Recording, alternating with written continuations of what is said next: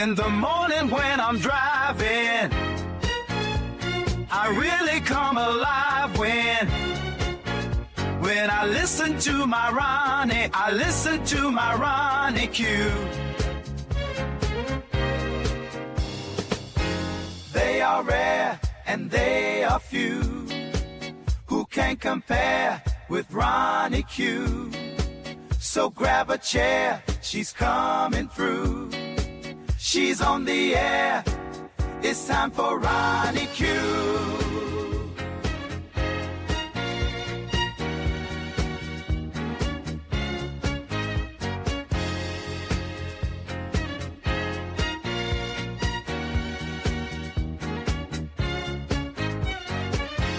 They are rare and they are few who can compare with Ronnie Q. So grab a chair, she's coming through. She's on the air, it's time for Ronnie Q. Ronnie Q. It's time for Ronnie Q. Ronnie Q. It's time for Ronnie Q. In the morning while I'm driving, Ronnie Q. I really come alive when it's time for Ronnie Q. I listen to my Ronnie. Ronnie Q. I listen to my Ronnie. It's time for Ronnie Q.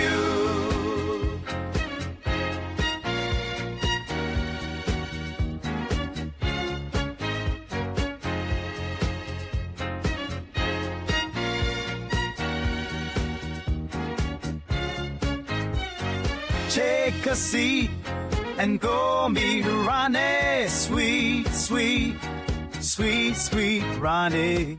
No day complete without my Ronnie. She can't be beat. Sweet, sweet Ronnie.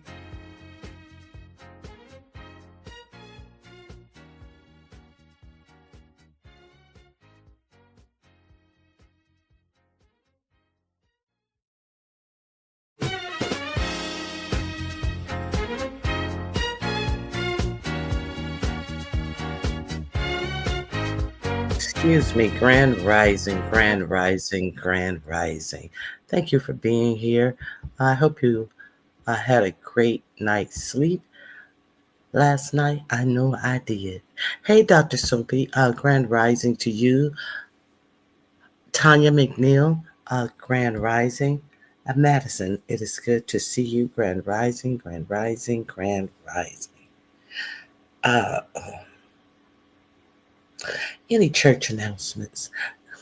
Oh, Lord, let me not say that bitch. Okay. Any announcements that I have today? Oh, yes, I do have an announcement today. I do the crafting and conversation thing.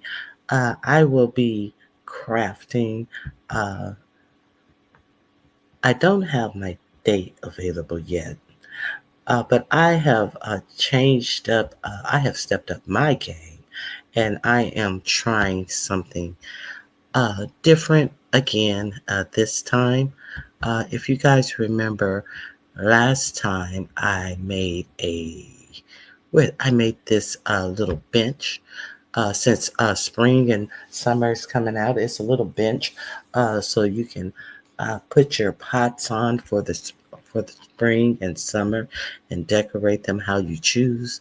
My plants are budding now, so I just decorated it with that for now. However, I have been doing I've been putting a couple of things together. I have a fair that I am attending on the weekend of the 6th, and I have challenged myself to do maybe 2 or 3 of these. So after I get done, I already have my wood cut ready to go. After I put this together, this may be my next crafting and conversation piece. I will give you all the details all the cuts for the woods, all the things that you need to have if you want to come over and craft that with me. So I will keep you updated on the dates. And once I get the date, I will put a post on my community wall. It will also have all the material information, all the pieces of wood that what length you need to cut the wood. And we're going to have a good time. So I hope you guys come and join me with my crafting and conversations. So, it's a very simple project. Very, very simple project. So let me let me check on something right quick. Uh, you guys heard that you may or may not have heard that uh, 4547 was unable to broker a peace deal between his boy Putin and Zelensky. So that is a no go. So he has come back and he has uh, given no explanation. The only thing he has said is he had a hours long talk with Putin. Hey, nappy child. He had an hours long talk with Putin yesterday. He came out with something on his live social media, and he's going to let them handle it. However, Vladimir Zelensky, he came out with a more detailed, uh, more detailed explanation of what went on with him, and it just what 4547 would not say is that he's keeping it on they. He at no time did he say that Putin does not want to end this war. Putin refused to any terms to get this war over with. He never said that, but it's quite obvious in what was said. So Zelensky has come to the table. Zelensky has been at the table. Zelensky has always been there. Now the EU is also talking about putting sanctions on Putin and Russia. However, 4547 says no. Prior to this talk, no, I don't see any good in putting sanctions on him. Just like he remember he doesn't have any of those pesky little tariffs on him either. Because he is in love with him some Vladimir Putin. So there's that. Can you guys see me? Yeah, I see my circle moving. Okay. So were you guys aware of that? Let me share my link with you. Unfortunately, uh, maybe I won't share them. Maybe I'll share somebody else. I can't stand Mika, and I cannot stand Mika. Now I know better.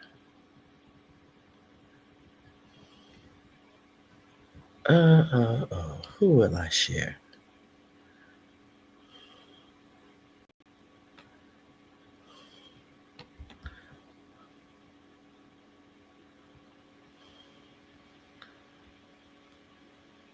Hold on 1 second.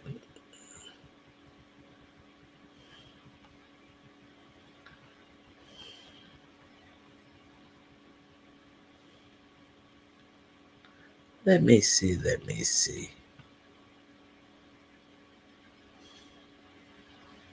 Well, I guess I have to share them. Um, oh, wait a minute. He may have something. Hold on. Mm, here we go. Let me share this with you guys. Grand Rising, Bernice. Good to see you. Let me share this information with you. The way it's coming out on the two sides. I hate to share Mika and Joe, but unfortunately, that's the first place I found it, and I don't see any more notifications from any of my any of my faves, as Kind to me would say. Okay, here we go.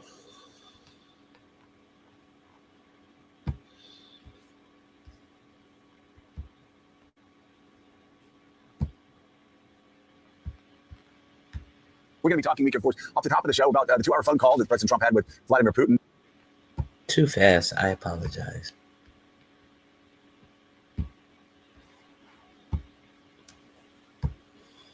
And not a lot of movement towards a ceasefire.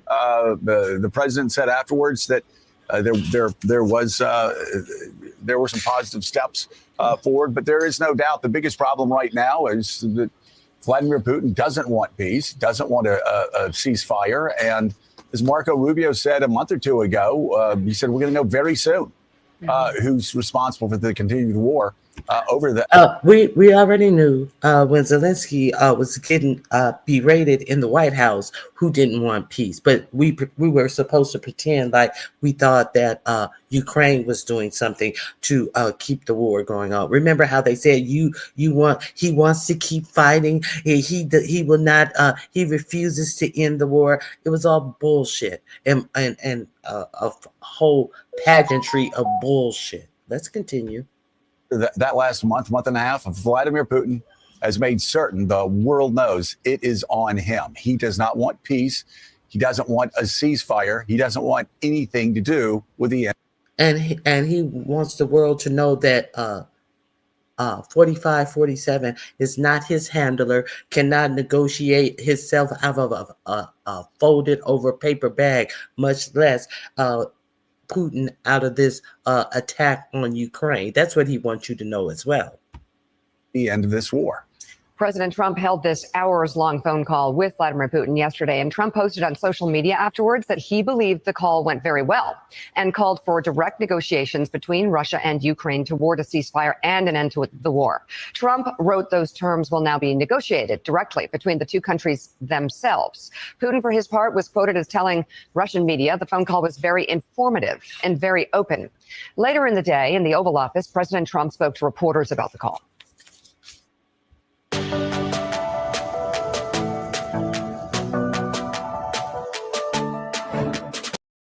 Mr. President, on Ukraine and on your call today that you had with President Putin, you said last week that you thought nothing was going to happen, no advances would be made until you and Putin got together. Do you still feel that way? I think something's going to happen. It's very big egos involved, I tell you. Big egos involved, but I think something's going to happen. And if it doesn't, I just back away. Okay. So the biggest ego that was involved in all of this was 4547's ego. We understand. Now he said big egos. How is Zelensky ego big when he was the one who turned up in Turkey's for the talks to end the war, and Putin nor Trump showed up? Now he's big egos involved. The big ego that is involved is your own, because you thought you could do something with Putin. And now that you can't, you're still trying to blame something on Zelensky, whose territory was attacked by Putin. Big egos involved. He's such a... Oh. Let's continue. And they're going to have to keep going. Again, this was a European situation. It should have remained a European situation. But this was a European situation, and it should have remained a European situation. I thought that this was Biden's situation. I thought it was Biden's fault that Russia even attacked Ukraine. I thought if Biden wasn't in office, if you were in office, it would have never happened. It's no longer Biden's situation. It's a European situation. You guys have been hearing the bullshit that has been coming out of his mouth, right? And now that he can't do exactly what we knew he would never be able to do, this is his cop-out. But I did say it's time. You got to stop this thing, and I believe he wants to stop. Look, I think, very. I said it's time. You got to stop this, and you believe he want to stop based on what? Based on what? Him not stopping? You not being able to make him stop? Is that what make you think he wants to stop? Look, you said Very able to tell whether or not he wanted to or what. I thought there was a very good chance, like a 50-50 chance, that he would say, I want to take the whole thing. I didn't know what he was going to say. And then they have a different kind of a problem. But I believe he wants to stop. What's this different type of problem? It's kind of like that different type of solution that you had to end the war, that you had to end the war that you couldn't talk about until you got into office, even after you got nominated. That different type of situation. Hey, Taylor May. Hey, Kay Barron. Grand Rising, Nappy Child. It is good to see you. Oh, I spoke to Nappy Child. Miss Queenie, Yatanya Jones, Kings Mina. Thank you all for joining me this morning. I hope you hit the like button on your way in. I would greatly appreciate that. Ronnie Hugh, I see your mic is working this morning. My old mic, the old mic that I've never had a new mic or said I had a new mic. Yeah, that mic is working well. I don't recall ever saying I had a new one, Kings Mina. Damn it. Okay, so let's continue. You mentioned that you believe Putin wants peace, but he just attacked Ukraine yesterday. That is the question from a reporter. And this bumbling idiot is sitting up here talking about, oh, I believe I looked in his eyes and I saw that he has a good soul, type of bullshit. President Trump, you mentioned that you believe Putin wants peace, but he just attacked Ukraine yesterday. You mentioned that you believe Putin wants peace, but he just attacked Ukraine yesterday. So what makes you think that he wants peace? Well, he's in a war, nobody said don't. Well, he's in a war. Wait, what is he supposed to do? He's supposed to attack him. Not if he wants peace. Not if he's serious about peace. When peace deals are on the table, he wouldn't have attacked him yesterday. Well, he's in a war. Like, bitch, what you think he's gonna do? What he supposed to do? Okay. Well, he's in a war, nobody said don't. They're fighting. They're attacking. You said don't. So you're calling yourself nobody. He said, well, they're in a war. Nobody said don't. I think you said, Vladimir, stop. Vladimir, stop. Didn't you tweet that out in your tweeted request of Putin? Wasn't there a Vladimir? I'm not happy with the Russian strikes on Kyiv. Not necessary and very bad timing. Vladimir, let me remove this comment. Oh, I love it when I got a fucking old comment up in here. Vladimir, stop. 5,000 soldiers a week are dying. Let's get the peace deal done. Yeah, somebody did tell him to stop. And it was you, stupid. It was you.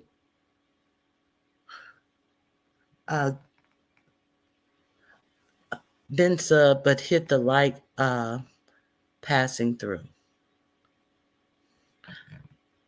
Thank you, Carly. I appreciate your sub. I appreciate you hitting the like and reminding others to do so as well. Yes, K Baron. Yes, nobody told. He's in a war. Nobody told him to stop. This was last week. I pulled this old post up. Don't. They're fighting. They're attacking. Each other. He just attacked Ukraine yesterday. So what makes you think that he wants peace? Well, he's in a war. Nobody said don't. They're fighting. They're attacking each other, and people are dying. They're in a war. They're fighting. They're attacking each other. You told Vladimir to stop. But he was attacking him as quick as yesterday and all the days before. While you guys are trying to act as if you guys are trying to hone him in and broker a peace deal. and they're attacking each other. So they're attacking each other. So Vladimir attacks Zelensky just yesterday, and Zelensky is supposed to just sit there and just hovel and cover his ears with his hands and not attack back. Is that what you're saying? See, this is such bullshit. So uh, we see him. He hasn't said a a bad word. Well, they're in a war about Putin. What does Putin have on this man? What does Putin have on this man? I think it's less that he has on this man than he has on us as a nation. I think this nation is in peril with these type of people being in the White House. They don't take anything seriously but their own personal gains. And I believe it's to our nation's peril. We have idiots in the White House, a whole Fighting dumb all the time. administration. He's fighting a war. Nobody said he was going to stop. I think, is it terrible? Yeah, it's terrible. I think it's terrible. President Trump spoke one-on-one with Ukrainian President Zelensky prior to his call with Putin, and again afterwards in a conference call with other NATO leaders. In a briefing yesterday, Zelensky acknowledged Trump's call for direct negotiations between Ukraine and Russia. However, he said Ukraine is still considering another high-level round of talks between American, Russian, and European officials. And Joe, I think that the lead out of all of that was President Trump hinting that if it continues, he'll back away and they'll keep going. That's a far cry from him saying he could end this in a day. Well, I think several things came out of it. The first thing that came out of it was that he said it was positive talks. They're going to continue. He thinks the two should get together and talk more specifically. Also said that he thought that Vladimir Putin did want peace, but the war, of course, still going on. And the question is, of course, whether in fact that is the case or not. And if he does want peace, Vladimir Putin will not want peace out of the goodness of his heart. He'll want peace because, well, first of all, there's the economic drain with this, not only this war and sanctions, also the price of oil plunging the way it has. He may, and of course, the casualties that just keep piling up. I suspect he even knows that continuing this war in the same manner that it's been fought over the past 2 years is just not possible for either side. But again, right now, the negotiations continue. To talk about that, let's bring in NBC News chief. Let's not. How about we? Let's not do this. Okay. Let's hear from Zelensky. He said far more. He said far more than what these Trump sycophants actually said. We're not gonna forget that Joe and Mika bent their ass over, and knelt before 45, 47. So this is what Zelensky has said.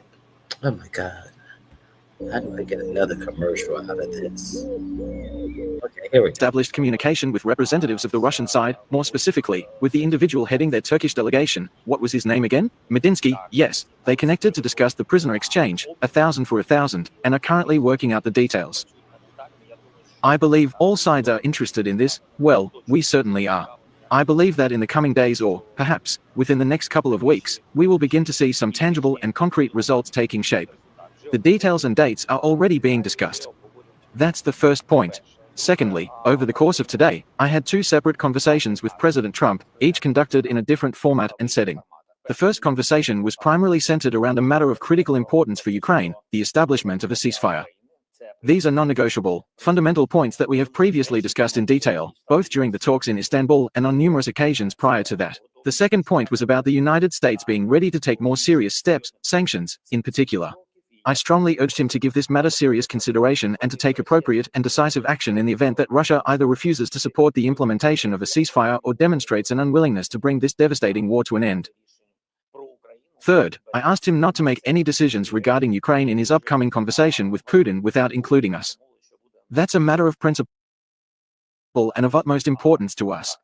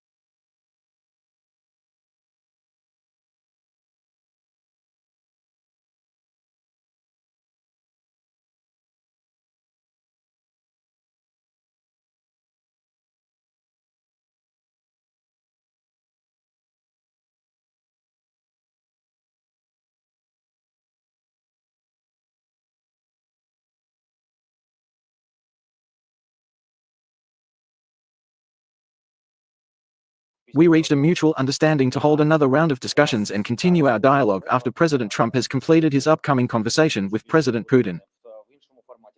The next conversation turned out to be fairly lengthy. If I'm not mistaken, it lasted for more than an hour and took place in a completely different format.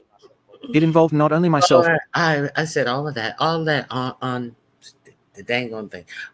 On the dang on thing being mute. I said what I hope is that Zelensky has taken out those rare earth minerals from 45, 47. He's negotiated himself into raping them of their rare earth minerals, and that Putin would get to keep the land that he annexed, and with no security, with no agreement on security, that Putin would not turn around and attack their land again. So, he first said no to the rare earth minerals deal after he was talked to like a child in the White House. They were supposed to sign the deal. That's why he was there, and it went left. And then he came back and still agreed to him because so many of his people are getting slaughtered. I hope that deal is off now. He said that we had so many great companies that can go in there and mine that war-torn nation that need to mine their own minerals to rebuild their own nation. Remember that?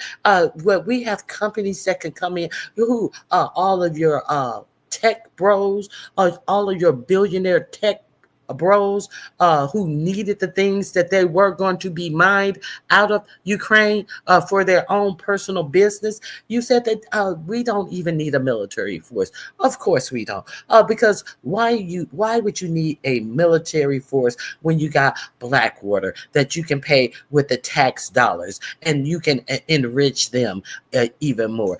I'm pretty sure that these billionaires were not going to pay for their own security in a war-torn nation. Do they have experience in that? No, they don't. But Blackwater does. A win-win-win for all the filthy rich people to come in and to further pummel this land that has already been raised with more theft. So I wonder if that deal is over. That's what I want to know. I apologize for being on mute, but I had to get that out. I really wonder if that, I'm sure that deal is over. Well, what do you guys think? Do you guys think that deal is over? Hey, Church Mouse, Grand Rising. Pakistan and India. India was like, keep my name out your mouth. Trump's mouth can't start wars or make existing wars worse. Oh, it can start wars or make existing wars worse.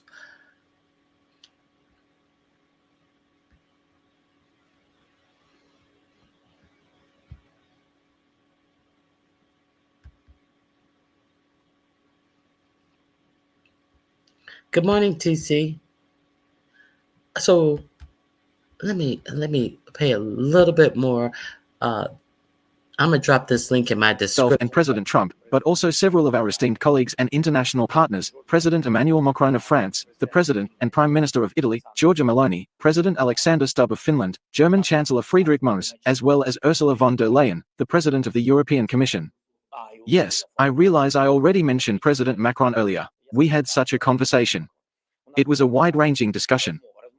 From what I have gathered and understand, President Trump firmly believes that the most crucial and effective way to move forward at this point is through direct, face-to-face negotiations between Ukraine and Russia. That's his position, and he made it clear. We discussed it in depth. Essentially, he is of the opinion that the Russian side will begin to send clear signals outlining what they consider to be the necessary conditions for establishing a ceasefire, as well as indicating what they envision as the appropriate next steps from their perspective. In response, I asked President Trump that if the conditions and vision presented by the Russian side turn out to be unacceptable to Ukraine, we must be given the opportunity to openly discuss and address these concerns. Furthermore, I emphasize that the United States should interpret any Ukrainian hesitation or rejection not as unwillingness on our part, but rather as a clear indication of Russia's refusal to bring this war to an end, especially in cases where the terms being offered are particularly harsh, difficult, or simply unacceptable to us. So far, these are general discussions, which is why I emphasize the possibility of strong, serious sanctions. I don't have an answer yet, I'm just sharing what we talked about. I won't go into every detail of our has suggested a strong, serious sanction. I don't have an answer yet. He's talking about his talk with 4547, that he said, do not go out here talking for us. Do not go out here presenting that we are not serious about ending this war if we get some unreasonable conditions brought back by Vladimir, which would surely be unacceptable. Don't go running your mouth talking about, oh, they don't want to end the war. They want to keep fighting. I don't blame him for telling 4547. But you notice how 4547 did not say anything when Zelensky said he has suggested sanctions if he felt like Putin was doing something to keep the war going. And he made a statement after his talk with Zelensky that they want to keep it going. But he said nothing, not one word of sanctions, not one word did Joe Scarborough or Mika say anything about these sanctions. So let's talk about these sanctions that if they really wanted to make Russia stop, they would at least try to put some sanctions on him, something. No, they don't want to do anything. They just want to take everything at face value, tell you a bunch of bullshit, and keep it pushing and figure out a way to get his rare earth minerals another way. So I'm gonna drop this link in the description box because I had not added it to the topics of things I wanted to share. I just heard about this as I was setting up my live. Hey, Queen Diva, Grand Rising. It is good to see you. So this is the link to Zelensky's response to 4547's phone call. I have to go through it and make sure that there is, because it's quite lengthy. You guys see we're just back here. So he's going to answer a number of questions, and I don't know what these answers are. I'll review it, and if it's something else I want to talk about, I'll come back tomorrow with this. And now, let me see what. Okay, you guys are just saying your grand risings. Who I want to know who remember this. I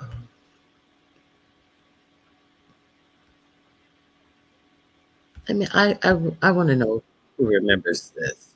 I talked about this early in this administration, and I hope that somebody remembers this.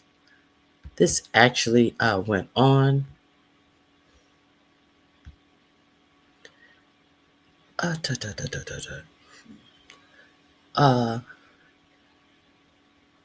The U.S. Institute for Peace. Who remember me talking about the U.S. Institute for Peace?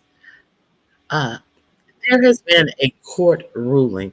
If you don't remember what happened with the U.S. Institute for Peace, let me remind you. Okay, let me remind you what happened, what I shared with you as things were actually going down, egregious things had been going down. Glasses that can see clearly without glasses. This glasses can not only see. It works on things. When they set Doge loose on our nation. Now, the United States Institute of Peace, they are not a part of, they're not under the government in any way, shape, or form. But the Doge came in one day, these 20-something-year-olds not giving their names, hey, we're here, we're about to take you over, like a fucking little school gang or some shit. And then they said, hey, you have no authority here, and called the police on them. A whole lot of shit. I'm gonna let Rachel tell you. Now, understand, the chair of this is a black man. Prior to this, the day before, they had gone to what was it called? The African Development Foundation. And when the African Development Foundation would not let them in, they left and came back the next day with alleged FBI agents who presented as if they had weapons, as if they had guns. Okay, so this is what Doge was doing early on. Let's hear a little bit of this. This is them leaving Doge, and then the U.S. African Development Foundation employees refused entry to the budget slashing unit, and this is them leaving, but they came back. And I think that the chair of this was a black person as well. Don't quote me, but I do think that this person was a black person as well.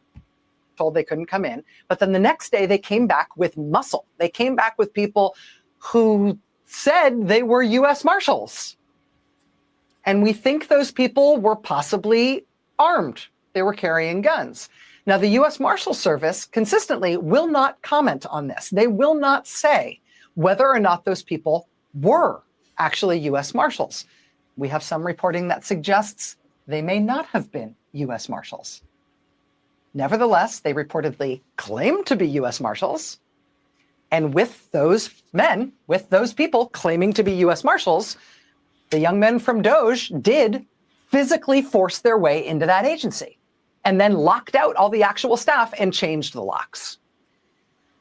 So whether or not your heartstrings are pulled by the fate of that individual agency, right? You can see why this might be a qualitatively more worrying thing than some of the other stuff we have seen.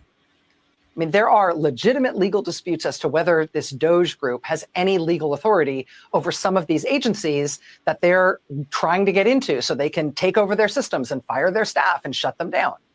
Those disputes are legal disputes that need to be sorted out legally. You can't just use guns to force your way in the meantime, as a means of settling that dispute. Well, yeah, that's what they did. Let me speed this up a little bit. Hey, Voodoo. Hey, Big Brenda. Thank you for being here. Please hit the like button, share. If you haven't liked and shared, I greatly appreciate it. Thank you. If there's a legal dispute as to whether or not you are allowed in a U.S. government building, and you cast that aside and say, we've got guns, and that's the grounds on which we're coming in, what that is an armed assault on the U.S. government. That is an armed assault on a U.S. government office. That's a break-in. That's call the cops territory. That's barricade the doors territory. I mean, at that point, what's to stop the little government agency from bringing in their own armed force, right? And then we shoot it out. That said, if there is an armed part of the U.S. government, somebody who's allowed, whose agents are allowed to carry weapons, who have badges, who are allowed to use physical force as part of their job, to the U.S. Marshals or anyone else, if they are now working for Doge against other parts of the government that you might think have an equal claim to their services and protection, well, then if that's the case, Doge is something different than we thought it was. Do they have an army? I mean, if the president has given his top campaign donor the ability to use physical force, the ability to use the force of arms against other parts of the U.S. government, we are in a different place than we thought we were. Worrying possibilities were raised by that conflict at the U.S. Africa Development Foundation when that unfolded a couple of weeks ago. That's why we covered it here on the show when it happened. That led last week to a lawsuit being filed against the U.S. Marshals. Democracy Forward filed this lawsuit last week, asking in part why, quote, individuals associated with Doge have repeatedly invoked threats to engage the U.S. Marshal Service when seeking questionable access to agency buildings and information. happened at the U.S. Africa Development Foundation a couple of weeks ago led to the lawsuit against the U.S. Marshals, demanding information from the Marshals last week. Well, now tonight, it has led to another physical confrontation. And this time, the agency in question actually did call the cops.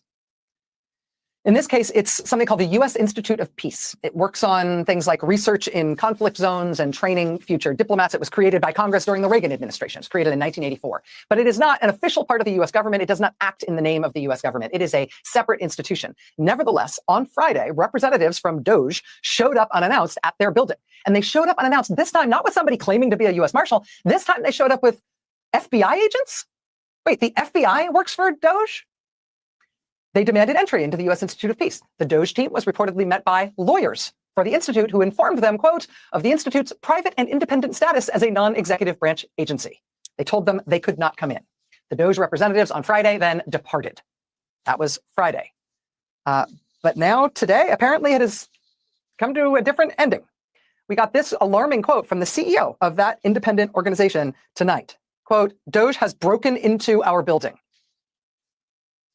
The New York Times reports, quote, the U.S. Institute for Peace called the D.C. police on the Musk team members in an effort to stop them from trespassing because the Institute has control of its own building and the land it sits on.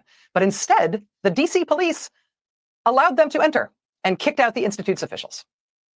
Do you want to know where to invest $1,000 right now? Well, forget about AI, quantum computing.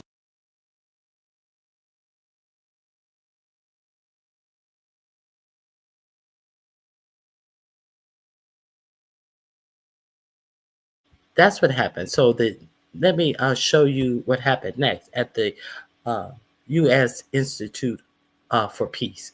I played these for you. I just wanted to remind you so I could we can talk about this if you remember it. This is what happened next. The next day, the reporting on the next day. I brought you this as well.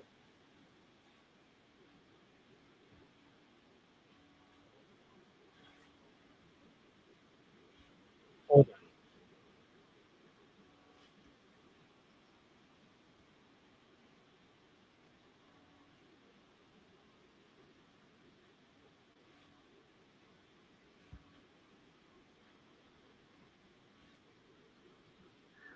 D.C. police. Congressman Don Beyer of Virginia heard. Wait.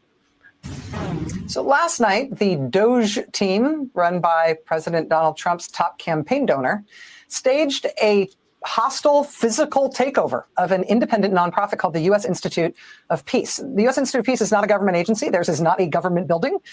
They told the DOJ staffers they could not come in, that they had no authority over them. So now the thing that gets me in looking back at this and looking back at what these people who know absolutely nothing about government, much less our government, were doing and allowed to do, and with the aid of our police force, what makes you think that it's not? Thank you, Voodoo. What makes you think they're not going to turn on the people 1,000 times worse? Let's finish. Let's see how all of this flushes out. Because I heard yesterday how all of this has flushed out. And I wanted you to be sure that you heard exactly what happened and how it happened. This was a non-government agency that this happened to. The police, he locked himself in his office, and the police picked the lock and threw him out physically. Let's continue. For them, DOJ staff then physically forced their way in with the help of the FBI and the D.C. police. Congressman Don Beyer of Virginia heard what was happening and went there along with his wife. He later wrote online, quote, I was at the U.S. Institute of Peace tonight to conduct congressional oversight over DOJ's break-in. USIP is an independent. Okay. Also, I want you to see the taped message that is taped to their doors. Private property. No trespassing. This is what Doge put on there after they threw the real people out, picked the lock to get in and threw them out, and taped up a sign saying this was private property when it was not U.S. property at all. They weren't even supposed to be there. You understand? Okay, let's continue. I just want you to see what's going on and what's being allowed to go on. Along with his wife. He later wrote online, quote, "I was at the U.S. Institute of Peace tonight to conduct congressional oversight over Doge's break-in. USIP is an independent nonprofit entity, and I will work to stop Doge's illegal power grab." Joining us now is Congressman Don Beyer of Virginia. Congressman, I really appreciate you being here to talk about this tonight. Thank you. Yeah, thank you, Rachel, very much. It's very concerning. And you laid out the case very well. What did you see last night when you went? When we got there, the DC police had already escorted all the staff out. The last person out was the president of the USIP, George Moose, a longtime U.S. ambassador. And he had locked himself in his office to protest the illegal firing of 11 of the USIP board members by Donald Trump. And the DC police actually picked the lock out of his office to get him and take him to the outside.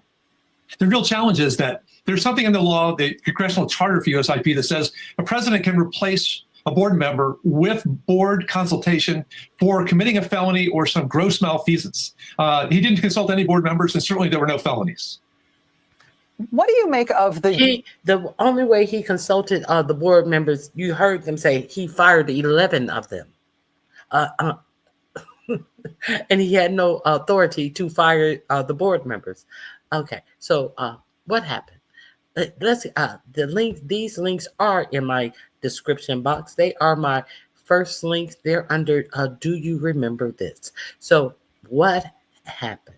So they took it to court. That's what happened. And let's see what the judge had to say about all of this.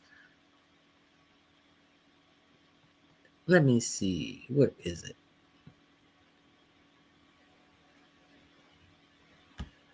Oh, here it is, right here. Now, let's get to the bottom of this. If you're not subscribed to Adam Mogler, please go over there and subscribe. So, Doge loses battle to take over USIP and its $500 million headquarters. See, they thought that this headquarters was actually government property and they could seize the actual building. And you guys know that 4547 is out here really selling government buildings that he has emptied out or has had Doge empty out, and he's selling parkland and national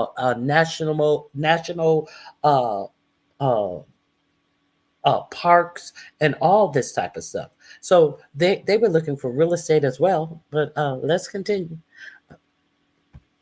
Massive blow to both Elon Musk and the Trump administration. A judge in a 102-page document just shot down their attempt to take over USIP, which is the United States Institute of Peace, as you can see on screen right here. Now, I want to break down the document and what the judge said in specific, but first, this reads, Doge loses battle to take over USIP and its $500 million headquarters. A federal judge called Doge's actions, quote, unlawful. And you know, at a time when things have been grim, when Elon Musk and Doge have been moving very, very quickly, it is nice to see that our institutions can still hold the line, that individuals can still hold the line. I said at the very beginning of Trump's term, and I've been saying this over and over, that when our institutions begin to fail and they're infiltrated by loyalists, that it comes down to individuals. I think a good example, oddly enough, is Jerome Powell, the chair of the Federal Reserve. He's kept a steady hand, and every single time he goes out and speaks on stage, he makes it very, very clear that Trump doesn't shake him whatsoever.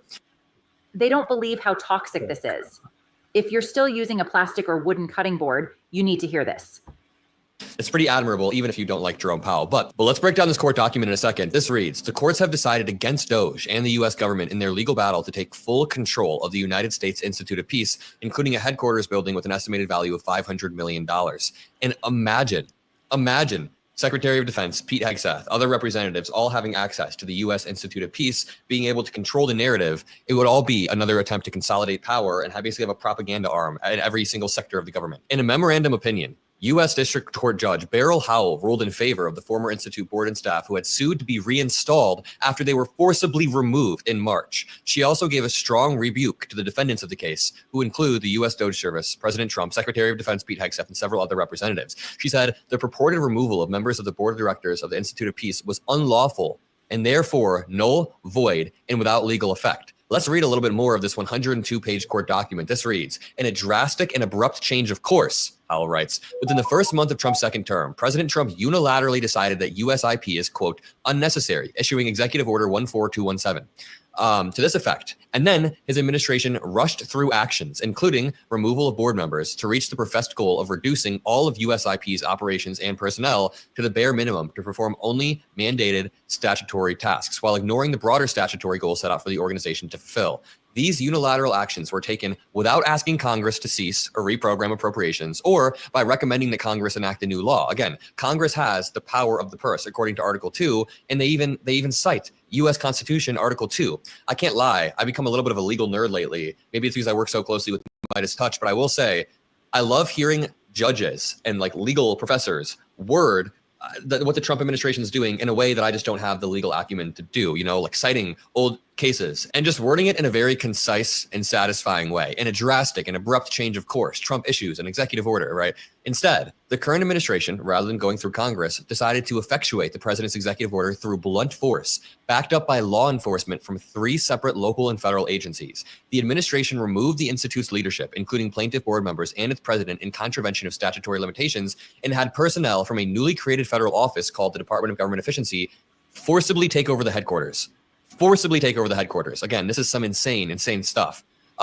With a newly installed USIP president, the admin then handed off USIP's property for no consideration and abruptly terminated nearly all of its staff and activities across the world. I do want to reiterate, we knew about this story. We knew that Doge was forcibly removing people. I've covered this in multiple cases, but we haven't actually read a court document of a judge being like, yo, there's a lot of sketchy stuff going on here. With a newly installed USIP president, the administration then handed off USIP's property. So they installed a loyalist as the president after forcibly removing the people at the U.S. Institute of Peace. Okay, then it continues. The question before this court is whether these unilateral actions by the president and his administration are legal under duly enacted statutes and the U.S. Constitution. By the way, if you find this legal stuff boring, I'm sorry, but if you find it interesting, all that I ask is that you drop a like, that you subscribe. I keep getting comments that say, hey, Adam, I've been with you since 100,000 subscribers, but I never actually hit that. And that's all I ask of you as well. And share this out to like-minded people who care about what's going on in this world, and it's going to affect them in how they move about it. Some people think that, nothing's changed. Wait until this budget comes through. An organization that promotes, democracy, conflict resolution, peace across the globe. It's called the Institute of Peace. And I guess the Trump administration doesn't want that. They prevent wars before wars happen, kind of like how USAID prevents diseases from coming here before the diseases happen. But because, there's a thing, this is going to sound counterintuitive, but some of the richest people in America have gotten so incredibly comfortable with their daily lives that they don't realize how they benefit from the systems at play. So, for example, Elon Musk doesn't understand that USAID and that the U.S. Institute of Peace have prevented so many diseases and wars from starting because he's so comfortable he's not thinking about it. A lot of people in America, not everybody, there's a huge wealth disparity problem in America, but a lot of people in America are just so comfortable that they're focusing on the craziest things. Like, what does it tell you when somebody's main focus in life is a lot of regular people and poor people as well are very comfortable in sports. They talk about transports all the time. That means they don't have to worry about disease or flooding or other problems that happen in third world countries, right? So there's this paradox where you get so comfortable, you focus on the dumbest things possible. And I think that Trump and Elon and the people around them are so comfortable, they don't realize that disease prevention and war prevention is really, really helpful. This is our mill food recycler. We call her Hungry Hippo. Maybe it's just not the rich. It's the dumb poor as well. Let's continue. The judge describes that the parties have taken opposite views of the legality of these actions.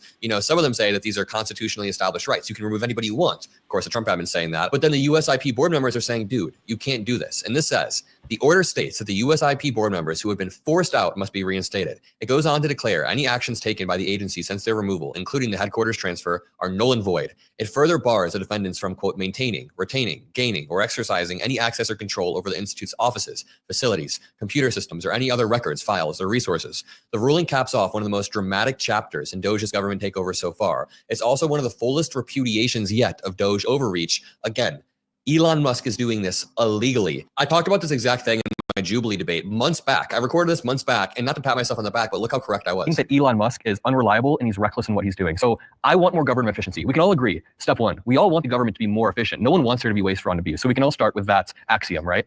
But the way that Elon Musk is doing it is not only reckless, but it's illegal. Article 1 of the Constitution gives Congress the power of the purse. So when Elon Musk is using the executive branch to cut things and shutter entire agencies like USAID, you are subverting Congress. You are subverting their power of the purse. That's why people, have you guys seen those town halls of people yelling at the representatives? I do also want to say you gave a lot of examples that were on cutting aid and subsidiaries to non-American.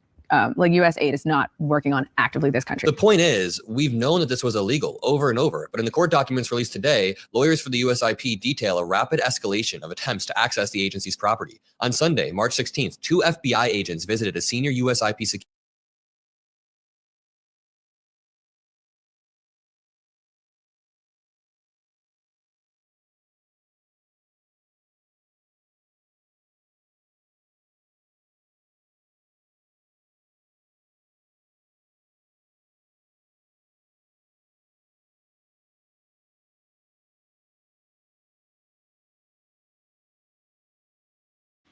Okay, the rest of this is in my description box. So a lot of the stuff that Doge has been doing is absolutely illegal, but they have been allowed to do it. Shutter agencies that have been investigating Elon Musk and the whole nine, and we still don't know if the Ebola research team that they fired has been put back up. He said, "Oh well, we made a mistake," and weeks later, it still had not been rehired. We still don't know if it's been rehired because it's been so much other shits going on that you guys may have forgotten. These are some of the people that this idiot fired.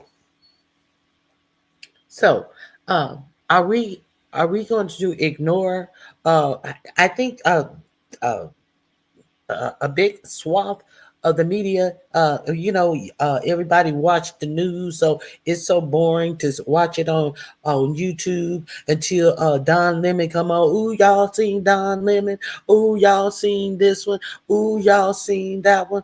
Okay, so there's that. Are we going to ignore, like the media is ignoring the fact that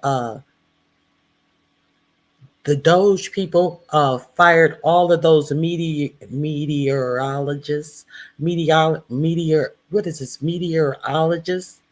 National Weather Service people? And are we going to ignore the fact that those tornadoes that struck down in Oklahoma,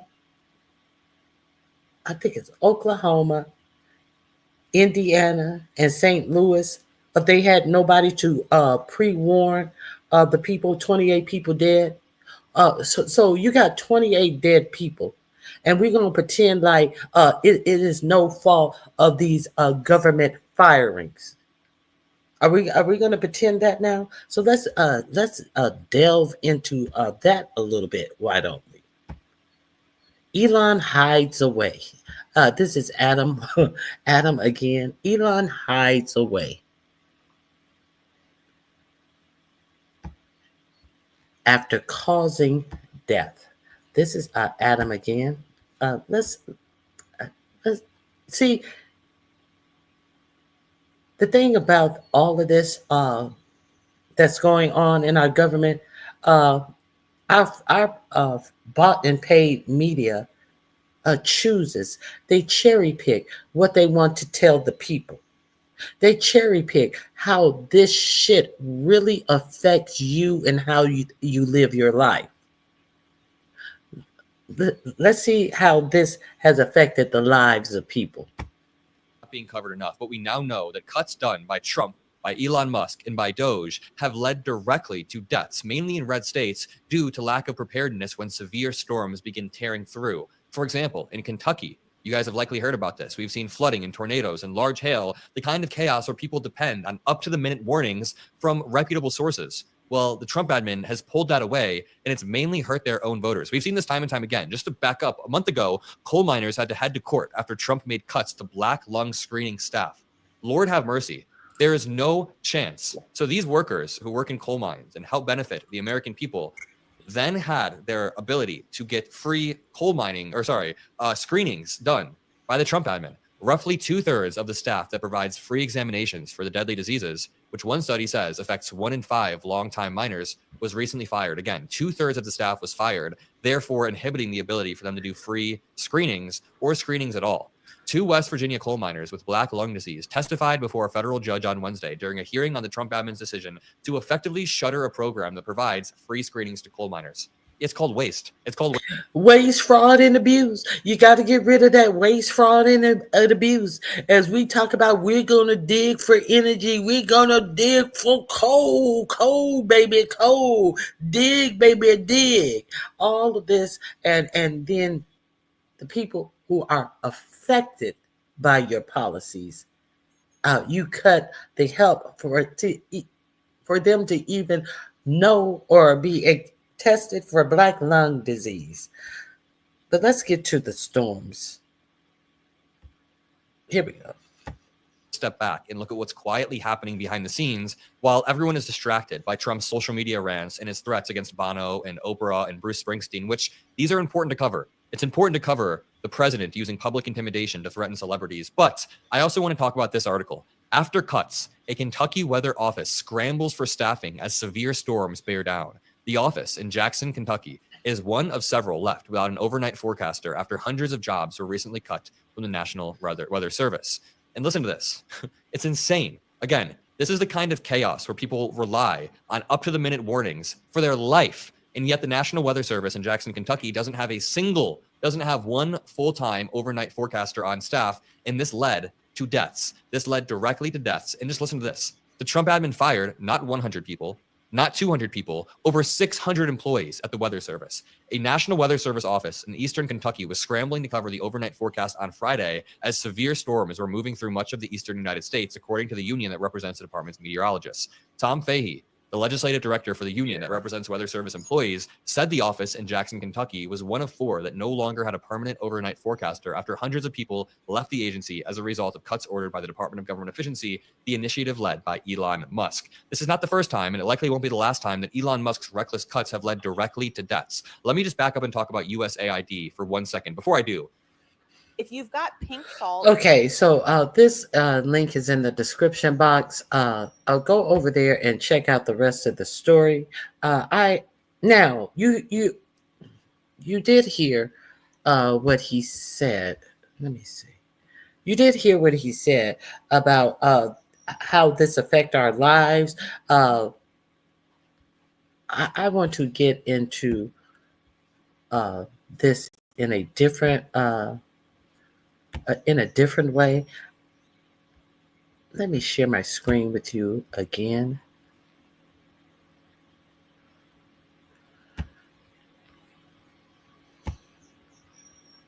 Okay, so the thing about us not paying attention to this government, a lot of these things could have been prevented. And now you're gonna see some of the devastation that this storm has caused at a time when they're saying that they're trying to get rid of FEMA, and they have fired the head of FEMA. They got rid of the head of FEMA because he said that FEMA should not be done away with, and they badly need FEMA. They held him out. They dragged him out by his coattails for saying that. Here we go. Let's see what's happening in this. Watching the news when the storms came through Friday afternoon. And I looked and I seen all this debris mixing. And I said, oh, we really in it. She saw the tornado come down her street and ran to the basement. Everything was like, just popping glass. And I was so scared. The tornado opened up the roof over the very bedroom she was just sitting in. One very scary story from that huge, deadly tornado that struck the beautiful city of St. Louis on Friday. 7 people died in Missouri during Friday's severe weather. The mayor of St. Louis says the damage is estimated at more than $1.6 billion in her city. I'm sorry to say the city of St. Louis is bracing for more storms tonight. These new storms are expected to be less severe, but a lot of rain and high wind is going to be dangerous in a city that is littered with loose debris like you see here. St. Louis's mayor told MSNBC today that her city is definitely going to need federal help, including from FEMA, from the Federal Emergency Management Agency. FEMA has told St. Louis that they'll have people from the agency, they'll have assessors on the ground in a couple of days, by Wednesday. Hopefully that means St. Louis will start getting some of the federal help it so obviously needs. But it's looming over this is, of course, that FEMA may not be at their best right now. Earlier this month, the acting head of FEMA was fired and then immediately escorted out of the agency's headquarters for daring to say that the agency he was tasked with running should exist. He was asked at a congressional hearing about Trump's desire to abolish FEMA.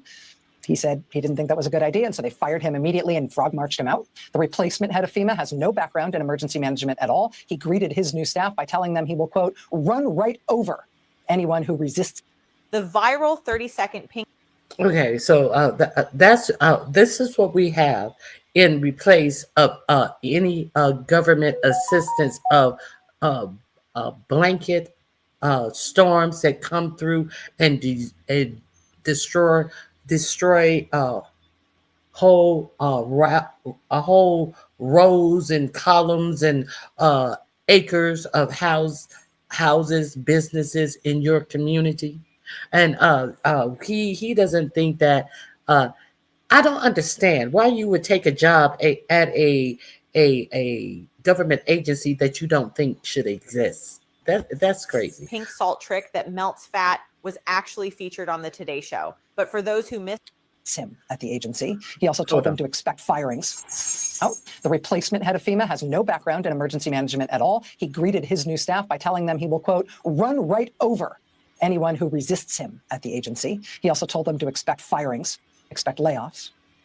FEMA employees tell the Wall Street Journal the agency is months behind schedule in preparing for hurricane season, which starts less than 2 weeks from now.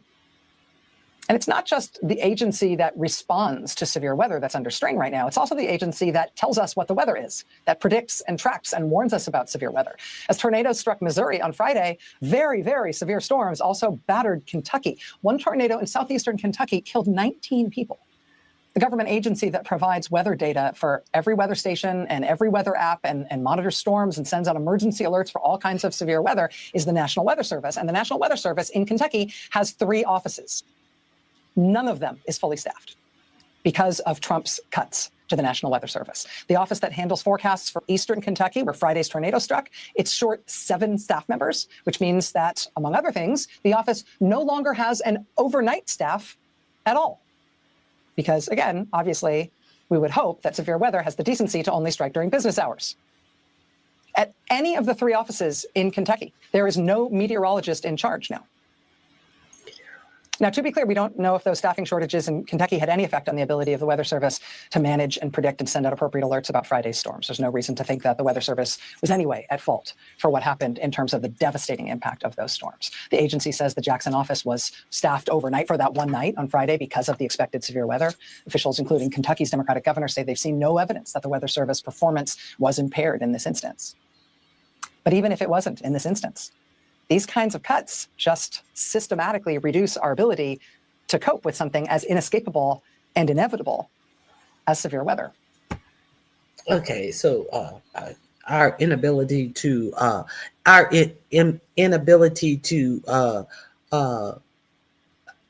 invest in science about the weather. We're getting rid of DEI, and there is no need for our military to be examining weather, says the philandering Pete Hegseth. Remember, they don't want any money to be spent on examining weather patterns and changes in our weather, things that we can be expecting our weather to change into, such as we understand how our hurricanes have changed. At the last time it went up through North Carolina or South Carolina, one of them up through the Carolinas and stuff, hurricanes have drastically changed. So no, we don't want any of this study.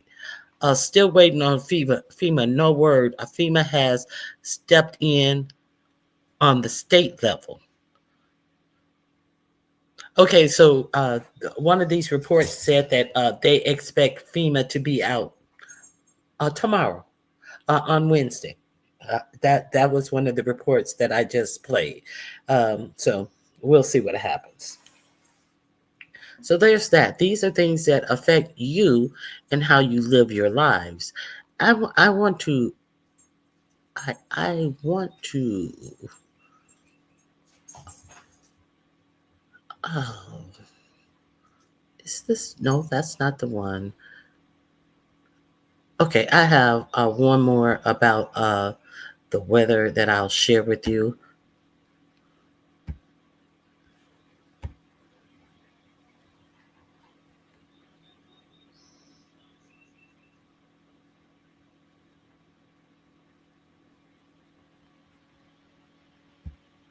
Yes, this is the one. Horrific, deadly consequences in the middle of the country, Kentucky and Missouri in particular, really hard hit by this strong line of tornadoes and storms. We can put some images up on the screen here. 26 people are dead after these tornadoes hit in those two states. Here's some footage from USA Today. They say deadly tornadoes leave a trail of destruction in Kentucky. There you actually see the tornado itself. They say this is Scott County, Missouri. Here, this is terrifying. Okay, so I definitely wanted you to see how these storms have ravaged these areas at a time that they're saying that we don't need FEMA. We're going to give them some grants, and we're going to let it be handled on the state level. Let's see the devastation that this storm caused. This is what I want you to see. These storms. As part of an apartment building just blows apart like it's made of absolutely nothing. We've got some of the aftermath here. I'm not sure if this is Kentucky or Missouri. I think this is in Kentucky, but I'm not 100% sure. But you can see just the level of devastation. And this is in London, Kentucky. Looks like it was a small airport there. You can see the debris and wreckage of some of those small planes that were just absolutely torn apart. And, this obviously is really significant in and of itself, just given the loss of lives, at least 26 people dead that we know of at this point. But it also has raised some real questions about the impacts of DOGE cuts. And whether there was sufficient warning given or whether more lives could have been saved if the relevant weather office there, which had experienced these cuts, had been fully staffed. Ryan Hall, who's a fantastic weather YouTuber, Kyle's a big weather guy, he watches him all the time on YouTube, was astonished that there hadn't been sufficient warnings put out at the time as he was covering this live. Let's go ahead and take a listen to a little of what he had to say. What we're talking about here is a big deal. I am so surprised that we don't have an upgraded warning from the National Weather Service. One of the things that I do want to mention is I'm pretty sure this is the National Weather Service in Jackson, Kentucky, my local National Weather Service here. This is one of the places that's understaffed right now. I don't know if you guys have been following the news, big layoffs across the National Weather Service and stuff like that. That might be a result of a problem that we're having there. If so, that's crazy. That's crazy. We're about to have a large tornado go through a very populated area with much less warning than what there should be. As a result of that, guys, all I can tell you right now is if you know anybody in Somerset, call them right now and let them know what's going on. I'm not kidding. Like, this is a big deal. This is a huge deal. We've got a massive tornado about to slam through Oak Hill, Bourbon, and Ferguson here. And he was absolutely right in the dire nature of those warnings. That Kentucky weather office, they say, scrambles for staffing as severe storms bear down. New York Times right up here, Washington Post had a write up as well. National Weather Service office in Eastern Kentucky was scrambling to cover the overnight forecast on Friday as these tornadoes were moving through much of the eastern U.S. According to the union that represents the department's meteorologist, Tom Fahey, the legislative director for that union, was one of four that no longer had a permanent overnight forecaster after hundreds of people left the agency as a result of cuts ordered by the Department of Government Efficiency. Mr. Fahey said on Friday that because of the threat for flooding, hail, and tornadoes facing eastern Kentucky, the Weather Service had to find forecasting help for that office. A spokeswoman for the Weather Service said the Jackson office would be relying on nearby offices for support throughout the weekend. So, Emily, that's the lay of the land here. Now, I will say that the government is. I just need some. I need some clarity. Have you guys heard any? Maybe you people who are directly affected in those areas. But I think that this should be a bigger national story because weather affects us all. And every state in this union has some adverse weather that affects us all. Every state. So Why isn't this being covered? This affects every American. Uh, I just wanted to give you guys the information. This link is in the description box. Let me hear a little bit more.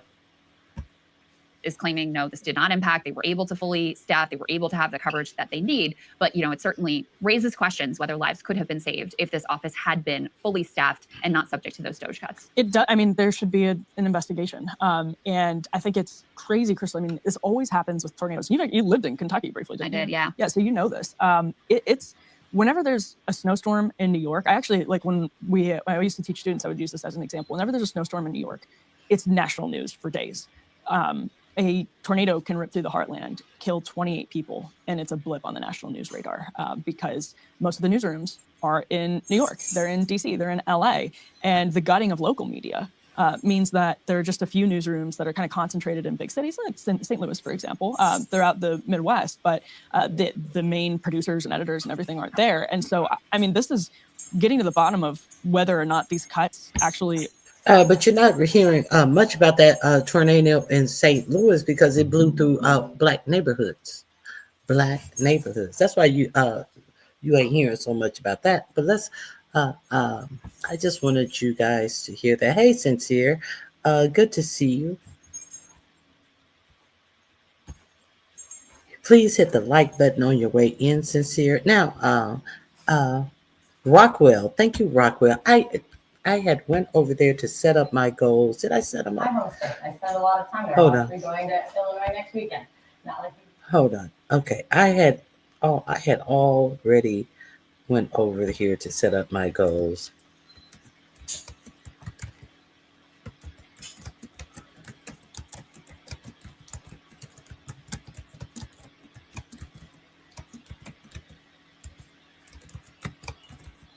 Okay.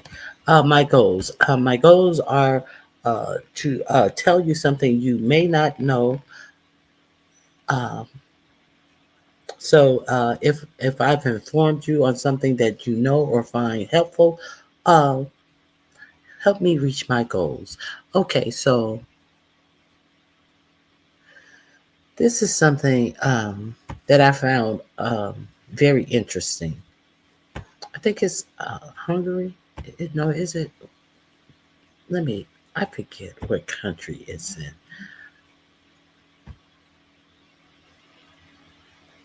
Let me share this image. Here we go. I did show this big protest. I did show this. Let's get to this protest. Do you guys remember this huge protest? It started off with a little drizzle, and the reason why they were protesting is because they have an authoritarian government that does things by it's not what you know, is who you know, and we're just gonna give government contracts to our friends and people who we want to have these contracts. And there was a concrete overhang that was recently built, and it collapsed and killed a number of people. And this is what caused this uprising of the people, because they are sick of it. Now, I did a story last week where they were questioning the EPA about a deal that they had. If somebody gave $1 million, that they could bypass any red tape and any permitting issues and all of that. If they gave $5 million, their project will be greenlit, and they would not have to go through any of the regular planning processes that people who were not giving millions, 1 million or $5 million. So to get their projects off the ground. I did a story about this going on in the United States of America, in the EPA, who is responsible for clean air and water. Okay, so this is what happened. Where is this? Have graphics? Is that correct? We don't have any visuals? Somebody in the control room tell me? All right, we have some stuff, we don't know what. But regardless, I have stories to tell. And if they require visual elements that you don't get, I know you will stick with me. All right. So this is one of those stories that starts far away, but then it comes right here, right home at the end. So stick with me.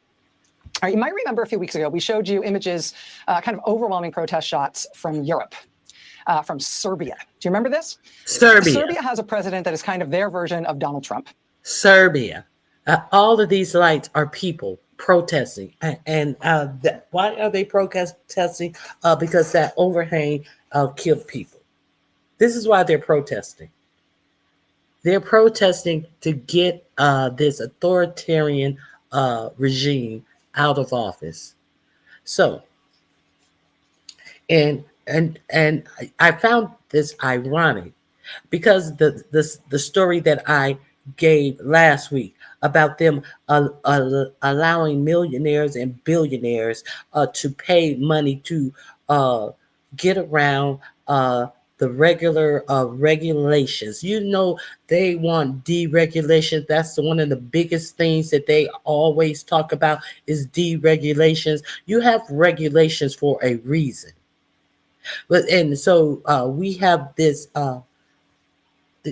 government that is in place that is here to give these people whatever it is they want, and they want deregulation. This is why this is important. You see, Serbia has gotten fed up with what that has cost them as people, as the regular people who had to languish under this deregulation, under this only my friends get contracts and just throw it up however you want to. We're going to give you X amount of grants, and sure, Elon, we're going to give you money from the Defense Department for SpaceX, and under the guise of we need you to take equipment up to the what's that thing that be up in the sky, babe? The fucking platitude, the platform in the sky. What is that? You know what I'm talking about. Whatever. We need you to take equipment and stuff up there. We ain't never had a way to get equipment up there until Elon Musk. That's okay. Shoot off your rockets, blow debris all over the place. Let your rockets blow up, and don't clean them up. Too much regulation. So this is what happened in Serbia, and they're sick of it. And protests against him. The space station. That's what I was trying to think of. We need him to take shit to the space station, and he can blow up rockets all over this planet. Okay, let's continue.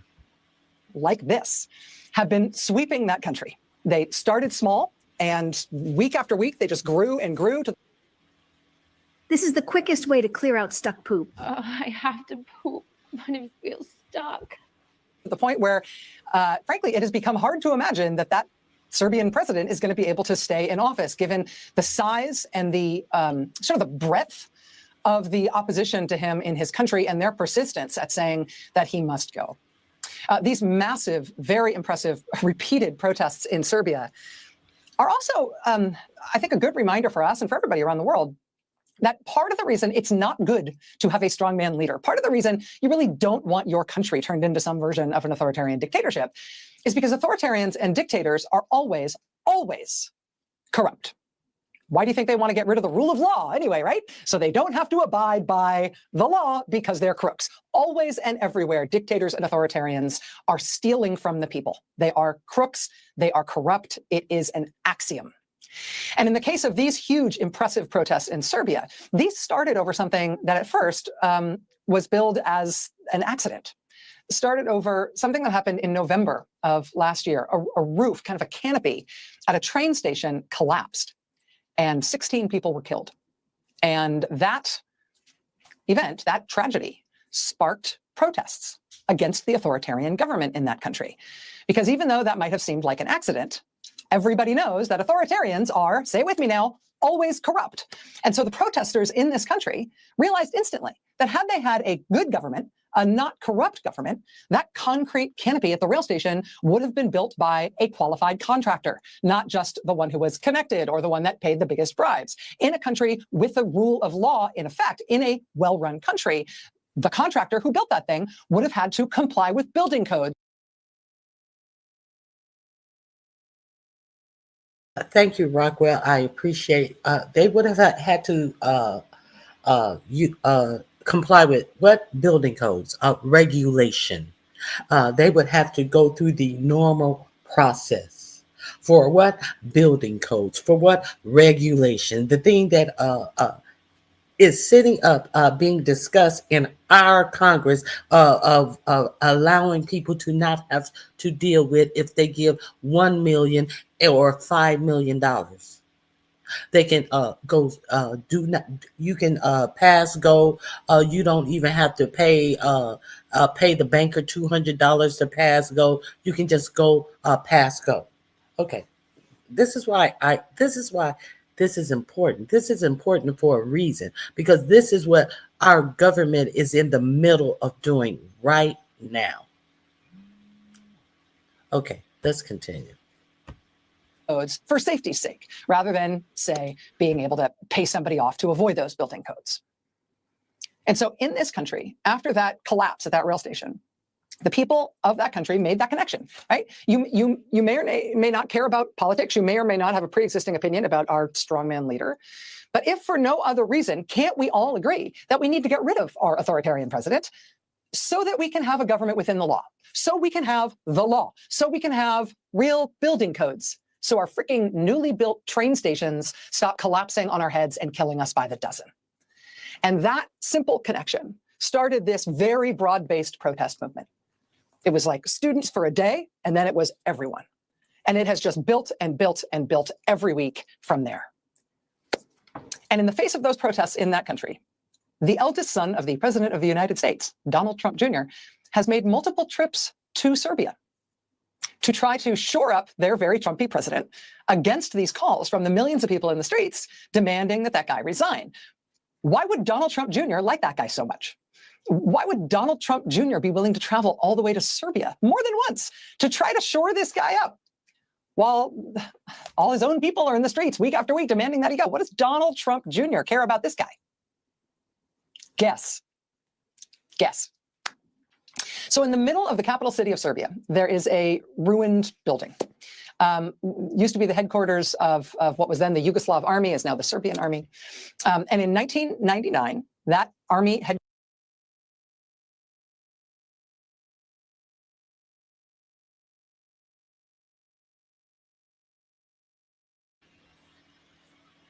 Hold on. I closed the wrong window. Did I close the wrong window? Hold on. headquarters building was bombed by NATO. Okay. This is a... Yeah, it is the magic of live television.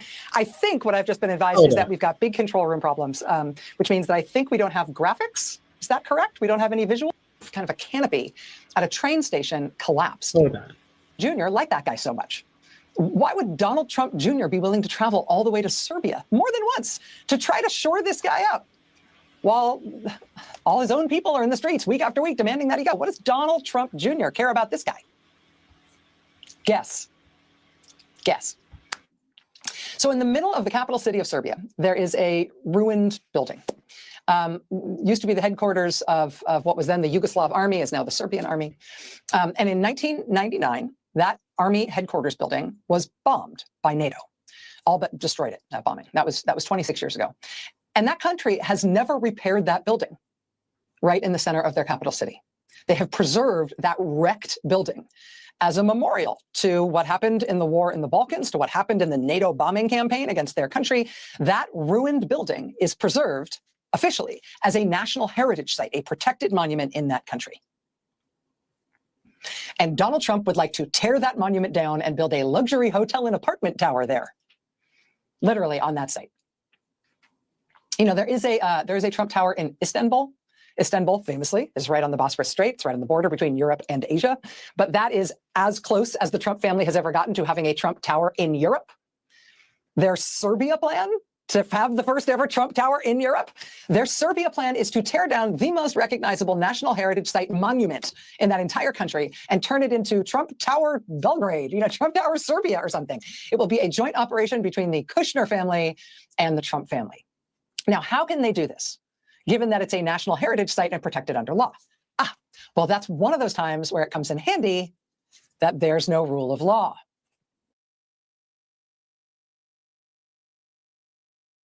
Or is there a rule of law? This is something else, and don't think that this is not going on possibly in our government as well.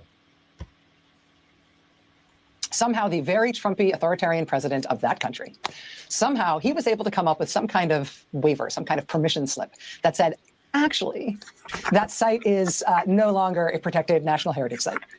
The president said he got an opinion from a national heritage site expert, which said basically, who cares about that site anyway? Go ahead, tear it down. And did they sign off on it and everything? Did they sign off on this? When you have a little opinion, you would be angry because you can't fuck with the world like you want to. All of these men play a little dick contest. Who's exactly with their who has the biggest yacht, who has the most luxurious private plane, and to the point where 45, 47, he needs a whole 747 to play the game. Usually they're playing the game with their private Lear jets and things like that. Not 45, 47. He needs a 747 to play the game. That shows you how hampered he is. But what I want to know is, did they sign off on this? They went and they did a survey and said that this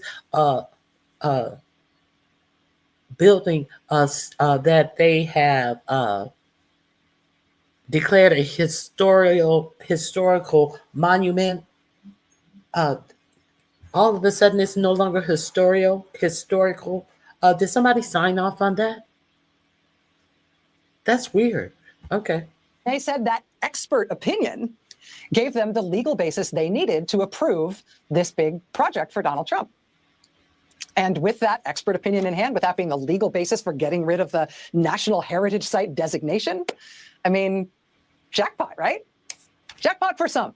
The Trump and Kushner families thereby get permission to bulldoze the Serbian equivalent of Mount Rushmore in order to build themselves on that site a $500 million luxury development. While the regular people of that country. But wait a minute. So obviously this luxurious complex is going to do something for the people in Serbia or the United States. It has nothing to do with the people. Destroying historical lands, like selling off historical parts of the United States. Is that going to do something for the United States people? They are testing the waters over in Serbia to the extent that they are doing what? Let's end this story. Country get to be killed by collapsing train stations. A few weeks ago, on the anniversary in hand, with that being the legal basis for getting rid of the National Heritage Site designation, I mean, jackpot, right? Jackpot for some. The Trump and Kushner families thereby get permission to bulldoze the Serbian equivalent of Mount Rushmore in order to build themselves on that site a $500 million luxury development. While the regular people of that country get to be killed by collapsing train stations. A few weeks ago. Sound familiar? Does any of this sound familiar? Are you paying attention to what's going on in the United States? That's why all the world news needs to be understood, because half of us don't know what's going on in the world and cannot connect it to what's going on in the United States. And that's the half of, I doubt half of the people who even watch the news. I doubt if half of these dumb motherfuckers even watch the news to even try to find out what's going on in the United States, much less the world and how it correlates with you and how it will impact you and how you live your life. Let's continue. Go on the anniversary of the bombing campaign that destroyed that army headquarters in the first place. There was a whole new round of protests in Serbia, specifically against this deal, against that country's president trading away a site of national, cultural, and historical significance for a development deal that personally benefits Donald Trump and his family. But now, guess what has happened? Amid the relentless, just unrelenting, ever increasing, ever broadening, totally persistent, creative, totally unafraid pressure campaign from that country's citizens who have turned out into the streets again and again and again, this whole mess is all now falling apart. What? Headline: Trump Kushner hotel project in Serbia hits snag. Alleged forgery. Forgery? What? Quote, the Trump family's $500 million luxury hotel project in Serbia, slated to be built on the site of a bombed-out defense ministry building, has run into an embarrassing complication. A key document the Serbian government has relied on to deliver this deal was forged, said officials. Forged, you say? The thing that is signed off, that was signed off on, that said that this was no longer a historical ground. You mean they signed off in forgery on that shit? So I think what did Kushner and the 4547 family do? Did they say, "Oh wow, that was horrible," and we were God forbid that was a lie, and we were about to tear a monument to Serbia down? Is that what the Kushner family and the 4540 family said when they found out this information? Surely that's what they said. We're sorry. We didn't know. It's not our fault. Oh, thank God that we hadn't started the. Did they say any of that? No. What they say? Officials this week. The leader of the Serbian agency charged with protecting cultural monuments admitted to authorities that he had forged a document allowing the former Yugoslav Ministry of Defense headquarters in Belgrade to be demolished and replaced with the Trump Hotel. Officials said the agency's leader fabricated an expert opinion to justify the government's decision to strip the site of its cultural heritage status. The forged document served. He forced it to solidify the government's decision to do this. Okay. So let's understand this is an authoritarian government, and so he made it possible.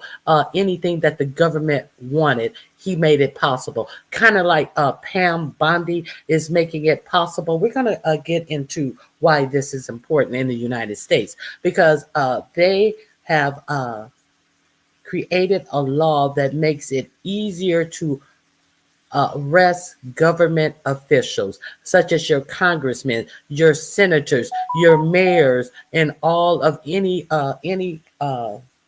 legislator. This is why we're going into that. We're gonna do the wave like Donald Trump likes to do. Have conversations that don't seem like they are connecting, but we're gonna do the wave into how they're making it easier to arrest government, your congressmen, senators, mayors, governors, whatever. Let's continue. Served as the legal basis for lifting protection from the complex. The official has served as acting director of the Institute for the Protection of Cultural Monuments since June. He now faces criminal charges of abuse of office and forgery of official documents. Darn that rule of law! If it wasn't for the remaining rule of law, and for those meddling kids. Oh, now maybe there never will be a Trump Tower in Europe. Quote, Mr. Kushner's company said in a statement, quote, we will review this matter and determine next steps. What next steps? You're going to review it and determine what? That you can't build it on nothing. We will review this to determine next steps. We're going to get what we want. No. Oh my God. Okay. So let's let's get into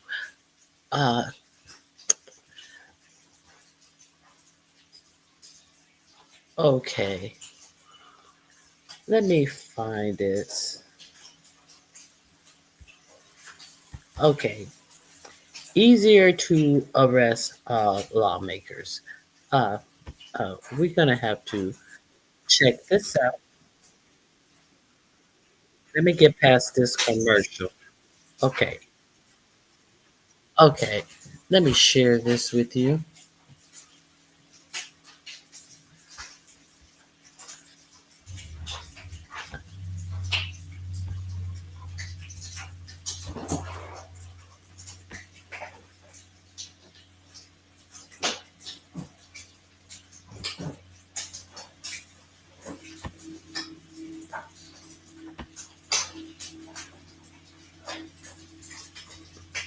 This link is in my description box as well.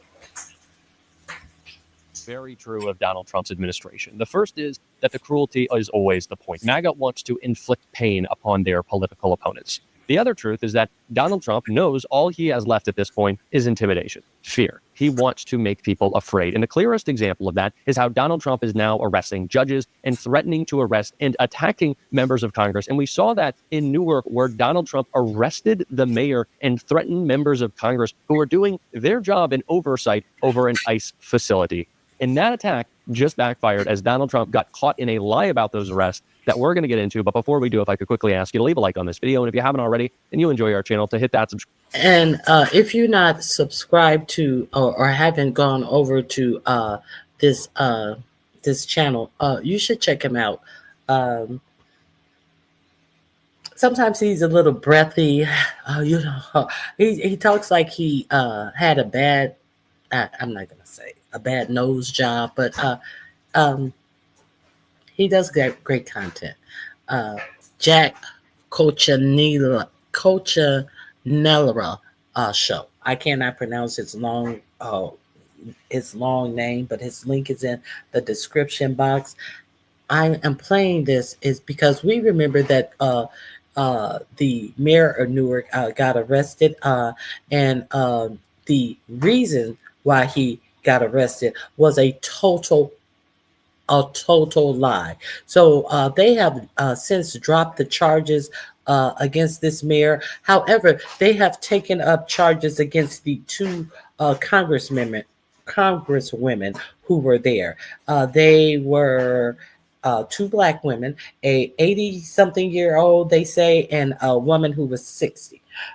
So these are the test case. These are the test cases of arresting your elected officials. Understand? So this is the first part. So who is doing this? What's her name? Alina Baba. She's the interim Chief Justice, not Chief Justice. She's the interim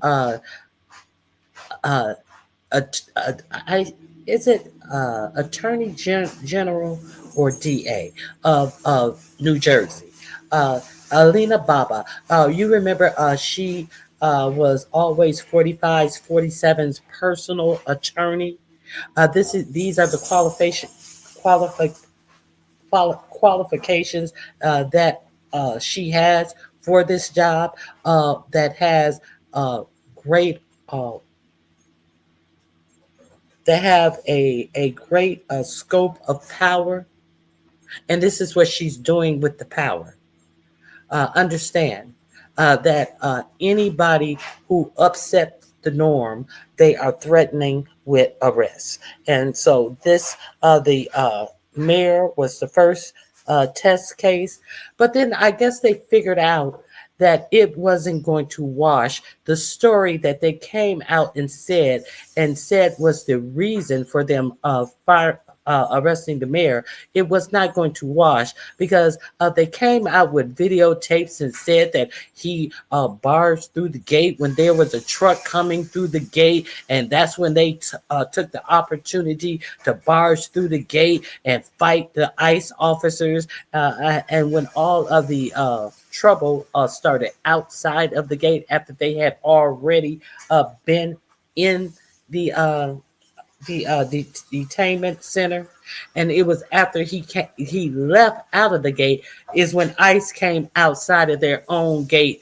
and tried to arrest him, and then these Congress women and the people who were out there tried to put a circle around him so he couldn't get arrested, and now they are charging these two black women.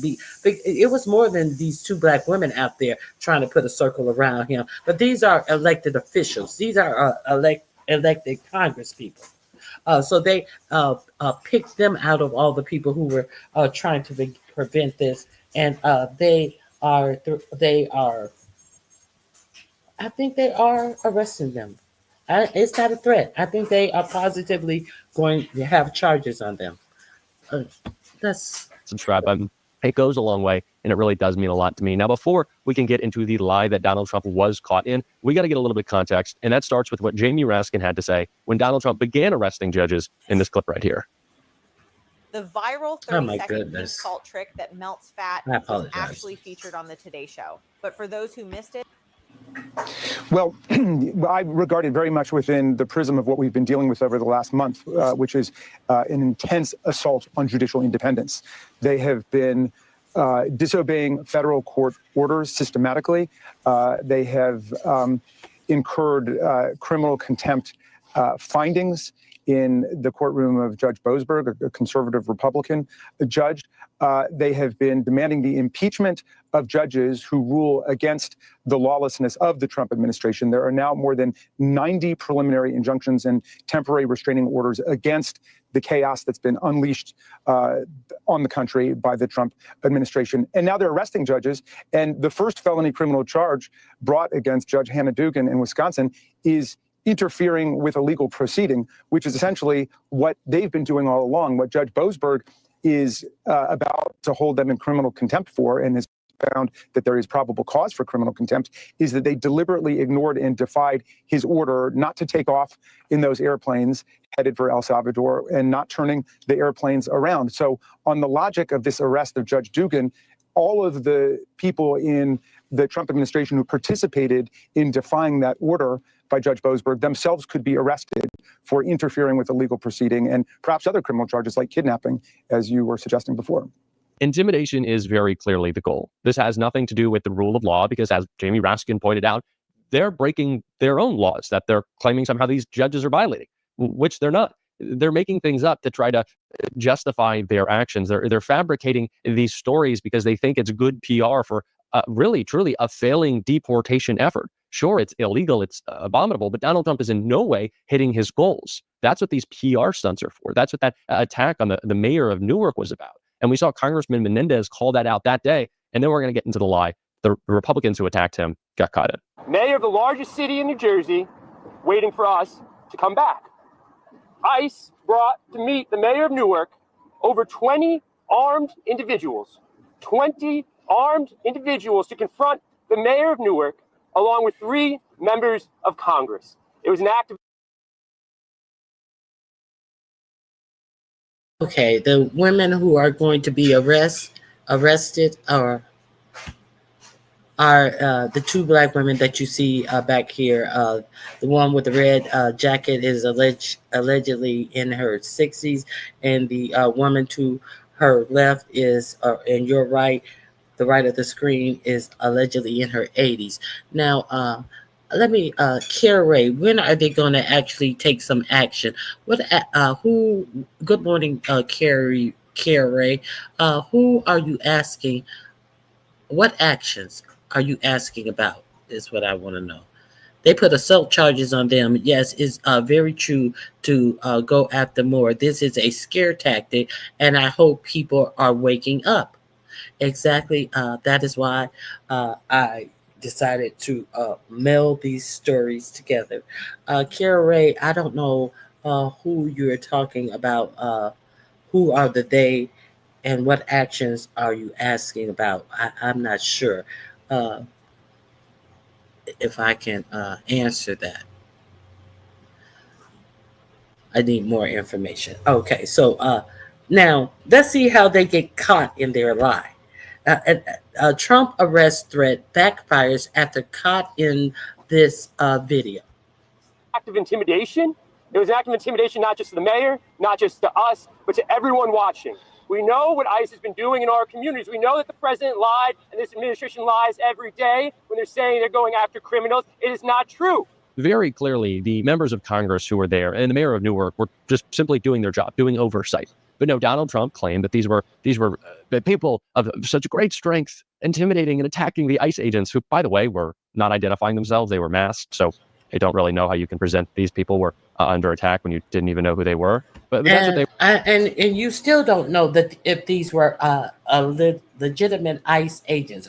We don't know if this was some type of private security company that they hired. So they you know how rich people like to do it. They like to hire subcontractors like Walmart, the biggest retailer in the United States, don't have one warehouse where they load and offload these trucks. No, they have day workers to come in and load and offload their trucks. And if you get hurt, it ain't no worker compensation. You can't sue Walmart because why? Because you are a subcontractor. They hire somebody to hire people to do their warehouse jobs on the fly. How do the world's the United States largest retailer don't even have a offloading distributing warehouse? That's out. Okay, so we don't know who these people in these masks and with these flak vests on really are, and if they even work for ICE. Let's be clear. Okay, let me see what you guys are talking about. When are they? Oh, okay, you still haven't updated the question. Okay. That's what they were trying to present. That's the story. That was a story that, of course, was a lie. And the spokesperson for DHS got called out and caught in that lie on CNN in this clip right here. Okay, before we watch that clip, another thing is they're trying to say that they broke into the facility. And they be clear that these people had already been inside the facility, had already checked the facility, had already left the facility before any of this happened. But I want you to hear what the representative said. They tried to act like they had no reason to be there, like they were protesting. They had every reason to be there. This is a closed down. I think it was an actual prison, and that ICE had contracted out from a private owner to hold these detainees there. And since this is in their city, they have oversight to make sure that ICE isn't holding them in abhorrent circumstances. So that's why they were there, and they had the right to be there. And so understand that they had already inspected and they had left out of the gate. And let's hear what she said happened, and we're going to compare it side by side to what actually happened. That's why I wanted to share this video. This is your government at work, and now they are arresting these two congresswomen. To play here on the left side of the screen what you described, what you say happened there, and on the right side of the screen I'm going to show the video of the mayor going into the facility, passing through the gate. And I will be remiss if I don't tell you that this bitch said that one of the women was body slamming people to the ground. Let's continue. So let's play those simultaneously. Today, I'm going to teach you the pink Lord. salt trick that even Hollywood actresses are keeping under wraps, or as they call it, homemade. What happened that these members of Congress, including the mayor as well, and a mob of protesters, as there was a bus full of detainees going through the gate, they stormed the gate and actually entered the first security checkpoint. And so the video that the mayor posted on his social media also showed him. Let's play that now. This is the mayor walking through the gate after being welcomed. Play the video that's in preview. This is the mayor, how he actually got into the facility, right? There's no bus. There's no mob of people storming in. The members of Congress in this are not even with him. So how do you reconcile what you say happened and what the video showed of how the mayor got onto that facility's property? Victor, it must have been a mistake by your team, because last week, as soon as I was after the show, I sent your team the video where these individuals, these members of Congress and the mayor, were storming that facility. No, bitch. It's a mistake by your team for sending a video out of sequence and lying about it, bitch. The mistake is on your team's part. Mistaking that that people just going to take any lie at face value, bitch. The mistake was on your part. And I see that you, since your last appearance on national TV, you have visited Pete Hegseth, a beauty salon that he has set up in the Pentagon to get your look together, ho. So Trisha, I'm sure you guys have that other video. We do have that video. That's the next question. That's the next question. But re-rack that video. Re-rack the video. But yeah, they have all the video, bitch. And what he said is what he said, and what he said is what we saw. This is how he entered the facility, and it was not the way that you said he entered this facility, that a bus was leaving out and they tried to rush in when the bus was leaving out. We clearly saw him being welcomed and escorted into the facility hole. So the other video don't mean a goddamn thing to its question that he asked you. Video I just showed of the mayor being welcomed in by this security person, right? This is how the mayor got onto the facility's property. You said they stormed in next to a bus. They did storm it, and you're how not showing did that the video, happen? Victor. You are not showing the video. I'd love for you to show the video as well, where a sitting congresswoman, LaMonica McIver, was body slamming, body ramming, striking with her fist, pushing, shoving, whatever you want to call it, assaulting ICE officers. Exactly. American people should know who's in that facility that they are so desperately trying to get out. Members of MS-13, known terrorists, child rapists, murderers. These are the worst of the worst, Victor, and the fact that these sitting members of Congress and this mayor continue to defend these actions is wrong. Sure. We're now playing the video that you posted after our interview. This is the video you posted. You claimed that Congresswoman LaMonica McIver body slammed someone. That was your term, not a term I introduced. I looked up body slam because I thought I knew what it meant when you sent videos that you claimed show a body slam. Oxford, Cambridge, those dictionaries say that it's a wrestling move where someone is lifted off the ground and slammed onto the ground. I don't see that in this video. Victor, so how do you... Victor, body slammed, body rammed, punch, shoved, push, whatever you want to call it. Where was this?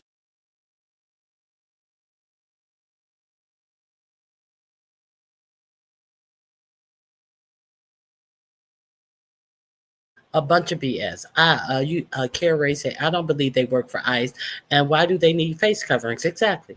I don't believe either. I'm not sure if you covered the story about some ICE agents walking into the jail, walking out with some prisoners, and they weren't ICE agents, I believe you were saying. I didn't hear that story. So none of the white people and the Hispanics weren't arrested. Shaking my head. They stay trying to poke us to protest. Yes, they do. And if they are going to do this to Congress people, what would happen to regular folks like us if we are out there on the street protesting? Yes, indeed. Yes, indeed. Okay. I can't stand. Okay. You couldn't even complete that. That's why you can't trust bought media by the devil. They never painted black people as human. And this is what the media does. They always went unchecked. And that's why a motherfucker sitting up here telling me that they watch the news is telling me they are some motherfucker who don't give a fuck about what's going on in the real world. Listen. Oh my God. Some people are something else. I tell you. Some people are really something else. I guess they'll know when they know. They'll find out when they know. Hold on. The only recap I'm doing is if I choose to do a recap. If not, The videos are posted. That's all I got for you. The videos are posted. I'm not running around here. Oh, we really need to. You guys really don't know that we're in peril, and I'm not gonna. The people who know, and we get together and we talk about it, and y'all should know we're in peril. I don't come around here. Uh waving white fat flags and hoarding information. That's some nigga shit.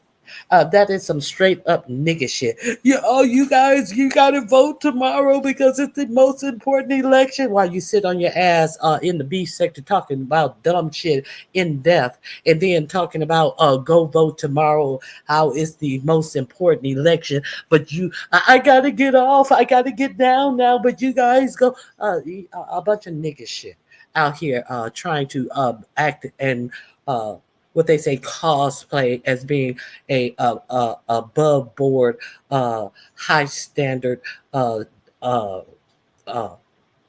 well educated a moneyed man, a whole bitch nigga. Okay. I think I went off on a tangent there. But it's the ignorant whatever. It is what it is. Like they say, if you want to hide something from some people, put it in a book, or yeah, yeah, yeah. Is there anything else that I think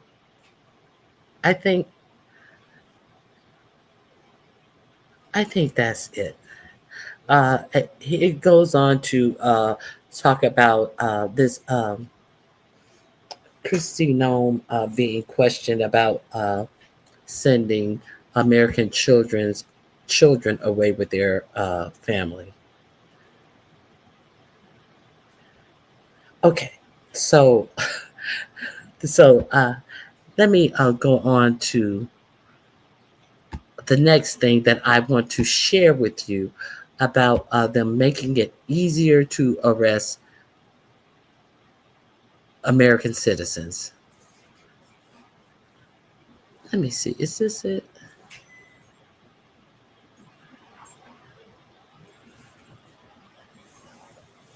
It may be this. Hold on. Let me find the next one. I apologize. I should have had that ready because there are a couple of more clips to what they're doing to make it easier to arrest lawmakers. Here it is right here.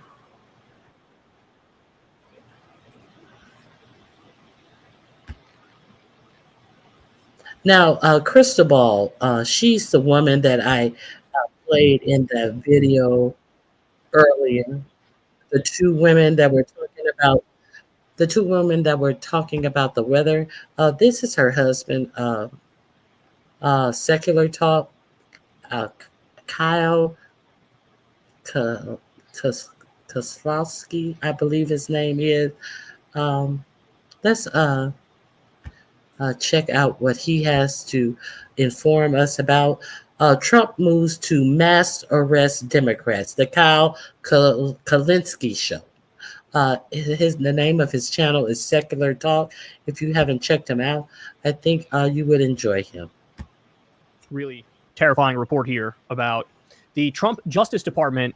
They're considering removing key checks on lawmaker prosecutions. So let me walk you through this here. Here's what they say. Okay.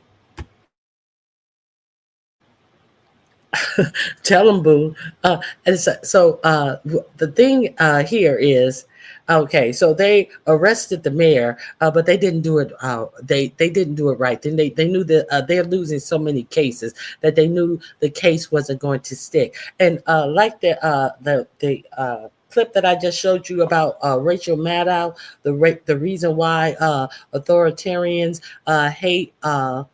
hate laws, and what do they do when they run into laws? They remove the laws. So this is what 4547 is removing to ensure that he can arrest elected officials. They want to actually take something out of the requirement that it takes to arrest elected officials. If you don't know, now you know. Let's find out exactly what they are doing. Federal prosecutors across the country may soon be able to indict members of Congress without approval from lawyers in the Justice Department's Public Integrity Section, according to 3 people familiar with the proposal, attorneys in the section. But what would Pam Bundy, lawyer, Office of Integrity, include? She has no integrity herself. So can you actually imagine that her Office of Integrity would have any integrity anyway? But I digress. You know, there's a ram in the bush around the corner, down the way, everywhere. But I would suspect that her Office of Integrity would have none anyway. But let's continue. Learned about last week. Under the proposal, investigators and prosecutors of Congress without approval from lawyers in the Justice Department's Public Integrity Section, according to 3 people familiar with the proposal, attorneys in the section learned about last week. Under the proposal, investigators and prosecutors would also not be required to consult with the section's attorneys during key steps of probes into public officials, altering a long-standing provision in the Justice Department's manual that outlines how investigations of elected officials should be conducted. If adopted, the changes would remove a layer of review intended to ensure that cases against public officials are legally sound and not politically motivated. Career prosecutors in the Public Integrity Section guided and signed off on the criminal investigations into alleged corruption by New York Mayor Eric Adams and former Democratic Senator Bob Menendez. So in other words, you were still able to go after the corrupt criminal politicians. You were able to prosecute them, but you had to go through the proper channels and get the proper approval and go step by step, right? They're trying to remove the steps and just make it so Trump can politically target whoever the hell he wants to target with no roadblocks in the way. A Justice Department spokesman confirmed the proposal and said that no final decisions have been made. The 3 people familiar with the proposal spoke on the condition of anonymity because they fear reprisals. So even discussing what the Trump regime is planning to do, I could lose my job. They could come after me if I tell you the truth about what we're working on here. Attorney General Pam Bondi has repeatedly accused the Biden administration of having weaponized the Justice Department and has vowed to remove politics from the nation's premier law enforcement agency. Oh my God, I'm going to lose it. I can't when they talk like this, bro. First of all, the Biden administration not only went after, it wasn't just Republicans they went after. It was Eric Adams happened under the Biden administration. Bob Menendez happened under the Biden administration. They bend over backwards to be sort of apolitical, right? Now, meanwhile, under Trump, are there any illusions of who he's going to target? We know who he's going to target. He's obviously going to go after Democrats and going to go after his own political enemies. They say since being sworn in, she has closely aligned the department, which traditionally keeps some distance from the White House, with the president, ratcheting up immigration enforcement and refocusing the Civil Rights Division on culture war fights that go beyond traditional conservative causes such as religious freedom.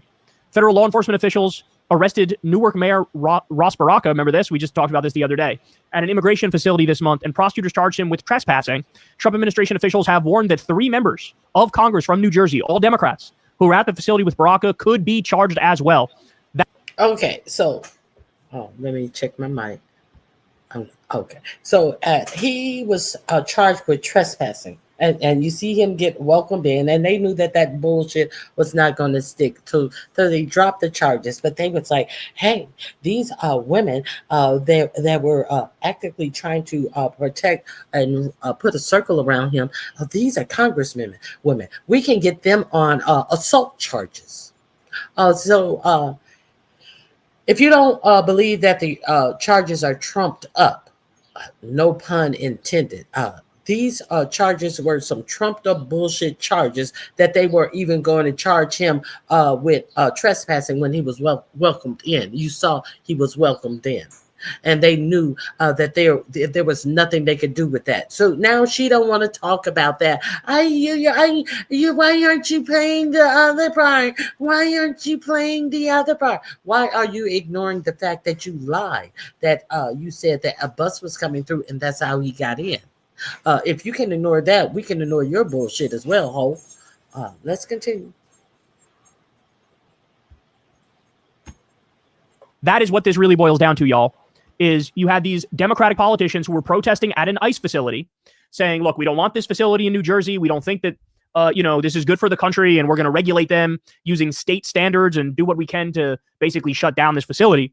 But the fact that they were protesting, the regime thugs didn't like that. So Ross Baraka was arrested And then you have, now they're saying these like geriatric Democratic congresswomen, we're going to go arrest them. And the argument is, well, maybe they assaulted ICE officers. Like, well, are you out of your mind?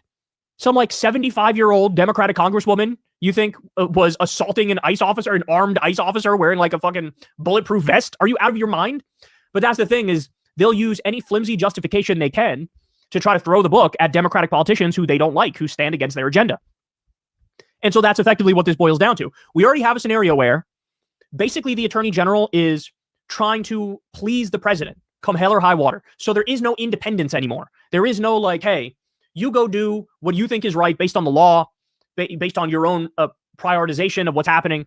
That's not the case anymore. So we've already gotten rid of one of the norms, the norm being, hey, they're kind of independent. The attorney general is independent, right? And then now they're like, any other checks we have that prevents us from genuinely doing weaponization of the Justice Department, let's get rid of that too. Because this is the oldest trick in the book that they use. They scream at the top of their lungs that it's the Democrats who are politicizing the Justice Department. And it's the Democrats who are going after, people who are totally innocent. When in reality, that's all he wants to do. The reason Trump was charged with 91 crimes is because he committed 91 crimes. I always say, like, okay, go point for point with me, go crime for crime with me, and you tell me why each one is incorrect. Because I can tell you why they're right. I can give you detailed evidence that we know of that's been widely reported as to why, no, he actually is guilty of the tax fraud and the insurance fraud and the business fraud and this and that. But you never get any specific responses from Republicans because deep down they know that he actually is a criminal. And yes, he did do the fake elector slate. Yes, he did try to stay in office, after he lost the 2020 election. They know that deep down. And so what he does, it's the oldest trick in the book. It's psychological projection. He accuses the Democrats of doing what he wants to do. And now we're learning wheels are in motion to actually get rid of the actual checks and balances that are there to make sure that we're not going to go after innocent people. We're not going to weaponize the Justice Department just to go after Trump's enemies. Guys, he's literally all over the place. Want to get rid of this?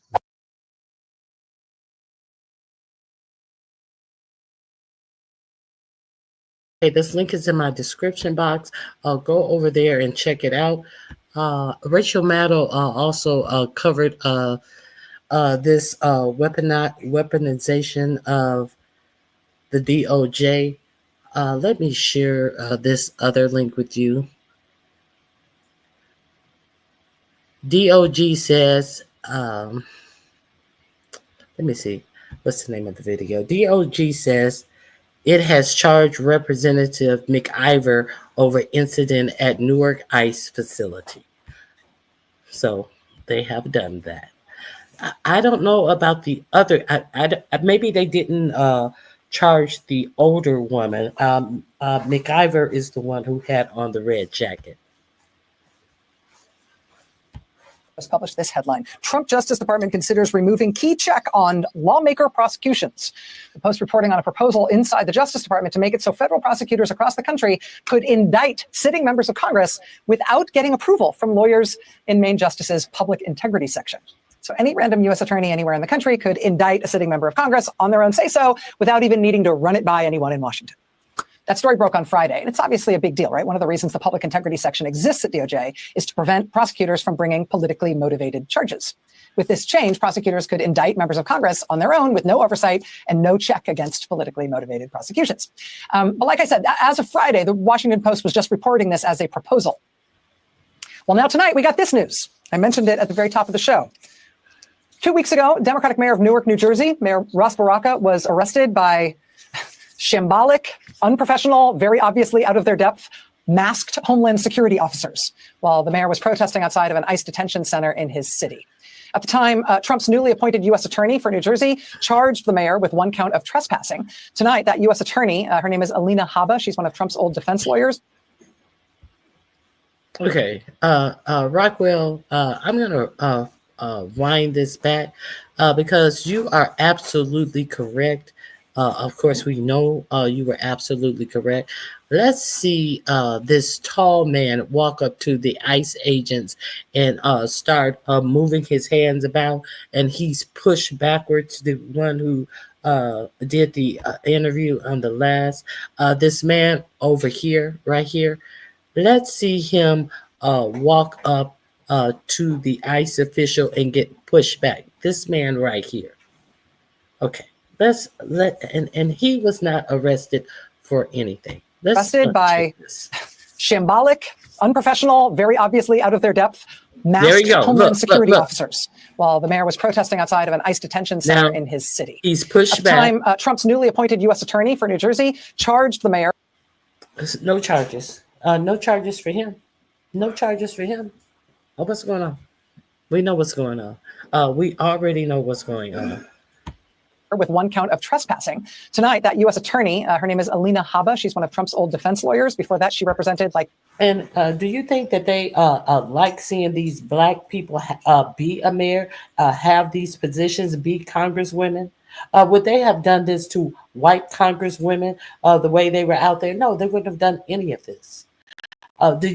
So do you think that they take us seriously as humans? Do you think that they respect these black women as women as they since they don't any other time? So are we to believe that these black women are held in the same regard as white women now? Of course we don't. We know the deal. We've been around this block every day in our black women lives. Let's continue. Parking garage companies. Tonight, she dropped Wait a minute. Charged the mayor with one count of trespassing. Wait a minute. Let's find out who Alina Habba is. Y'all, I know y'all know her. She is at all the Mar-a-Lago parties, getting drunk, saying dumb shit. Every camera that she could walk up on, she would always be saying dumb shit. So this is who brought what charges of trespassing. Attorney for New Jersey charged the mayor with one count of trespassing. Tonight, that U.S. attorney, her name is Alina Habba. She's one of Trump's old defense lawyers. Before that, she represented parking garage companies. Tonight, she dropped the case against Mayor Ras Baraka, but then she brought a new charge against a Democratic member of Congress. Congresswoman LaMonica McIver was with Mayor Baraka at the ICE detention center when he was arrested. Alina Habba has now charged Congresswoman McIver with assault, claiming that she assaulted, impeded, and interfered with law enforcement at the ICE facility. Congresswoman McIver has responded with this statement, quote, "Earlier this month, I joined my colleagues to inspect the treatment of ICE detainees at Delaney Hall in my district. We were fulfilling our lawful oversight responsibilities as members of Congress have done many times before. The charges against me are purely political. They mischaracterize and distort my actions. They are meant to criminalize and deter legislative oversight." And indeed, federal law explicitly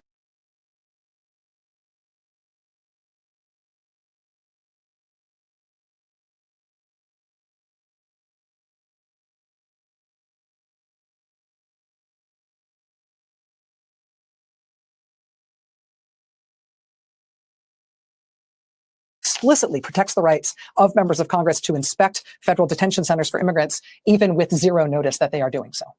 Now, this story only just broke. We reached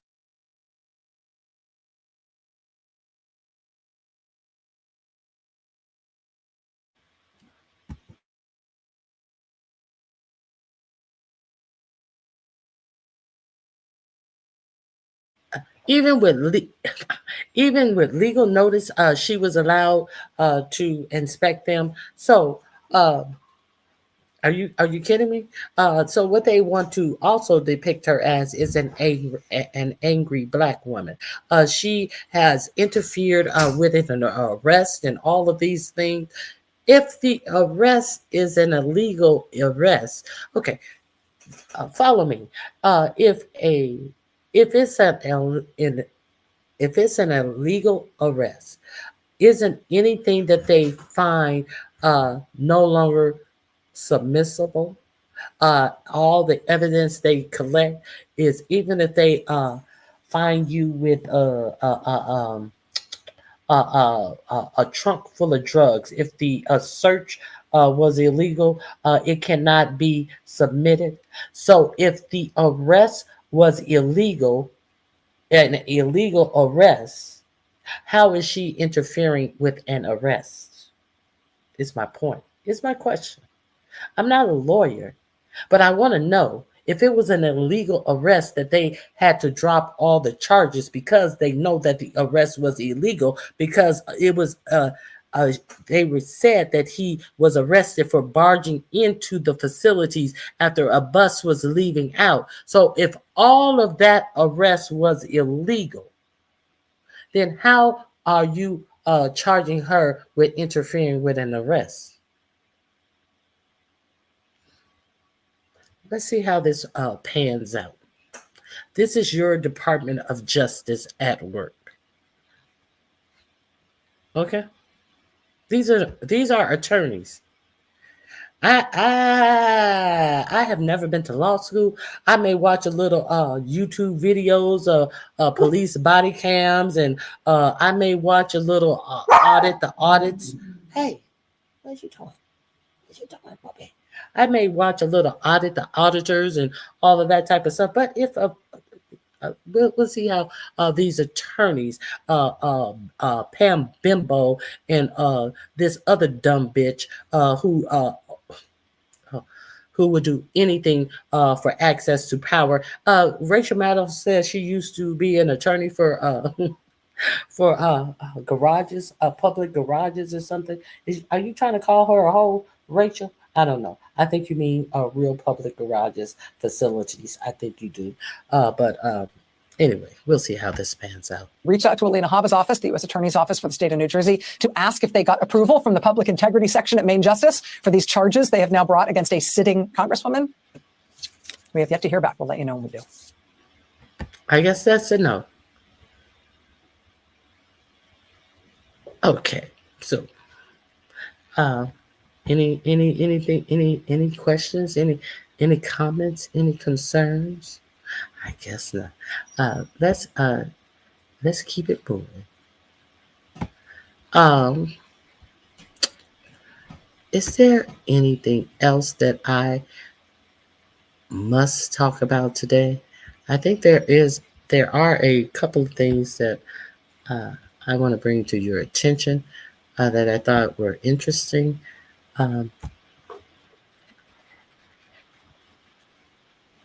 Some news that I wanted you to be aware of that may not be covered nationally. Some shit that I wanted to talk about. I wanted to talk my shit about.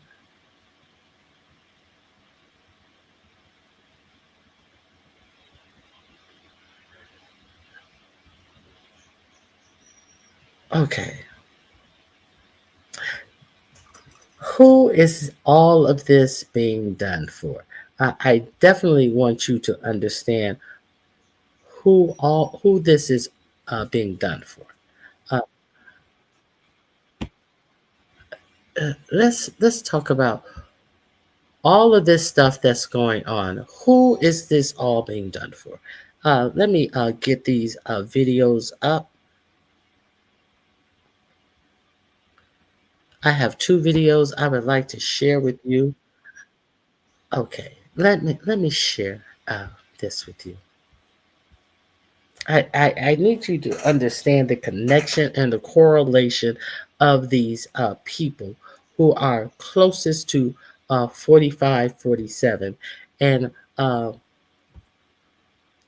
sellouts of people who want proximity to them, who will sell ourselves out, Black people out,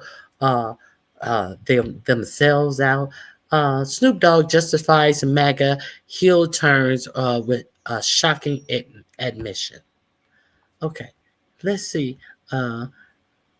Raccoon. Who has a raccoon trap? Crypto ball. It was intended to honor the 60th presidential inauguration. America's first crypto president, President-elect Donald John Trump, his incoming cabinet and administration, wrote the event's website. Well, he gave an interview. The situation that needs to be explained is that, 30 minutes or 30 years, right? Hold on.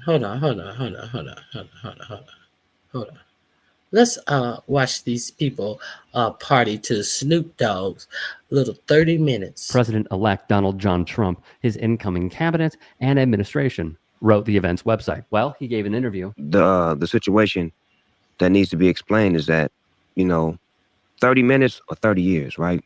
So how long did I DJ for that night? 30 minutes? Yeah. Right? So David Sachs, which is the head of crypto. So say, for example, Ebro is David Sachs. He's been my friend for 15 years. Pause here. Wait, So what 30 minutes to 30 years have to do with anything? You just said 30 minutes to 30 years. So it means absolutely nothing. That's what it means. 30 minutes or 30 years, he says. It means absolutely nothing. So who is David Sachs, you may ask? He just told you he is the inventor of crypto. Okay, so let's continue. Wait, you're friends with David Sachs? This is really illuminating, Chris. Who are the PayPal mafia, and how are they linked to apartheid-era South Africa? Well, they're a group of men who are at the top, the founding of PayPal, all of whom, in some way or other, grew up in South Africa as children. You've got Musk himself, who was born in South Africa and lived there, went to high school there until he was 18 and then moves to Canada. You've got Peter Thiel, who was a co-founder with Musk of PayPal. Thiel was born in Germany, but brought to South Africa as a young child. His father was a mining engineer, lived in Johannesburg, and then moved to Southwest Africa, which was then a South African colony, is now Namibia. And he went to school in Swakopmund, which was notorious as probably the last place on the planet where people still openly greeted each other with Heil Hitler and celebrated Hitler's birthday. He went to a German school there before moving to the United States when he was 10 or 11. You've got David Sachs, who was born in Cape Town. He's big in PayPal and is now Trump's AI and crypto czar. He moved to Tennessee as a relatively young child, but grew up in the white South African diaspora there. And you've got Roelof Botha, who was the son of Pik Botha, the grandson of Pik Botha, the last foreign minister of apartheid South Africa. He was the acceptable face of apartheid. You'll remember he used to run around the United States trying to put a gloss on how they were reforming things and that everything was getting better. Like PayPal Mafia, David Sachs, the same guy who was the editor-in-chief of a libertarian newspaper that his homeboy and Elon Musk's homeboy, Peter Thiel, founded. He and Thiel would even co-author a book. And don't forget, Peter Thiel is also the financier of J.D. Vance. J.D. Vance, who is always quoting and highlighting racist verbiage and conversations on his X account. And when someone pointed it out, what did they do? They terminated the account of the person who pointed out the things that J.D. Vance was resharing, a whole lot of Nazi type shit. Peter Thiel financed his run for the Senate and he financed something else for the J.D. Vance. And now J.D. Vance comes out here with his shit face on and act like he's such a bad bitch. So that's who. And Snoop Dogg, you who? And Snoop Dogg. What position do you have? You've been friends with him, David Sachs, for 15 years. It's 15 or 15 or 30. Where's the 30 at? What the fuck did you get out of the 30-minute deal? Let's continue. A book that was titled The Diversity Myth, Multiculturalism and Political Intolerance on Campus. Wow, isn't that really shaping up for the future? The diversity myth. It sure is shaping up on our college campuses right now. A South ideal born and bred and written about and agenda that was preconceived by some motherfuckers who are grew up in, near, or around, or about South Africa in their youth. Apartheid South Africa in their youth. And now it is the flames are being fanned all over the United States by 45, 47 sycophants who believes everything that is associated with money that they are not going to get, not going to have, don't give a fuck about them is so spectacular. And so what else did these rich moguls come up with in their youth? It also says diversity myth, multiculturalism, and political intolerance on campuses. In it, they argue against anti-Western zealotry and downplay the seriousness of date grape. Downplay the seriousness of date grape, saying that it is merely belated regret from the women.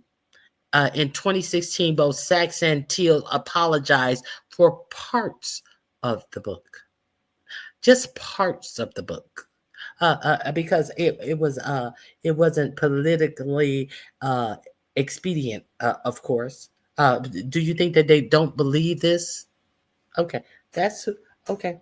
Let's continue. Future. The book's content, arguing against anti-Western zealotry and downplaying the seriousness of date R-word, saying it's merely belated regret from the woman. They would apologize, Teal and Sachs, years later. David Sachs, a billionaire who is not only big into crypto, he has also invested in Elon's companies like SpaceX, Tesla, Palantir. Speaking of, the CEO, Alex Karp.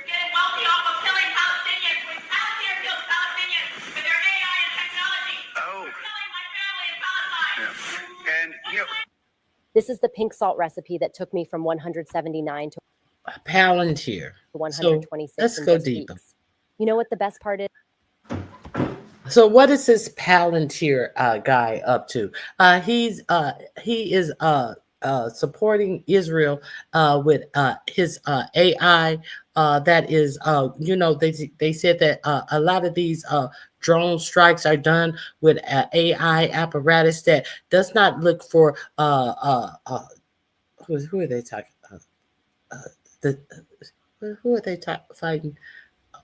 Hezbollah. They're not looking for Hezbollah. They're just looking for bodies to strike. And this AI generated thing that they're using over in Israel goes and finds where people are trying to run for safety. They don't give a fuck if they're Hezbollah, children, whatever. It goes over, finds them, bombs them. And this is why this lady is heckling him. And look at his response to her heckling him. See, he thought that he was on a platform being so tongue and so cheeky and so, hey, everybody loves me and all of this. And then he starts getting heckled. And then he tries to make it seem like it's cute. And then till the point where he understands, bitch, ain't shit I'm saying about you and the shit that you are sharing with Israel to unalive my family members. Cute motherfucker.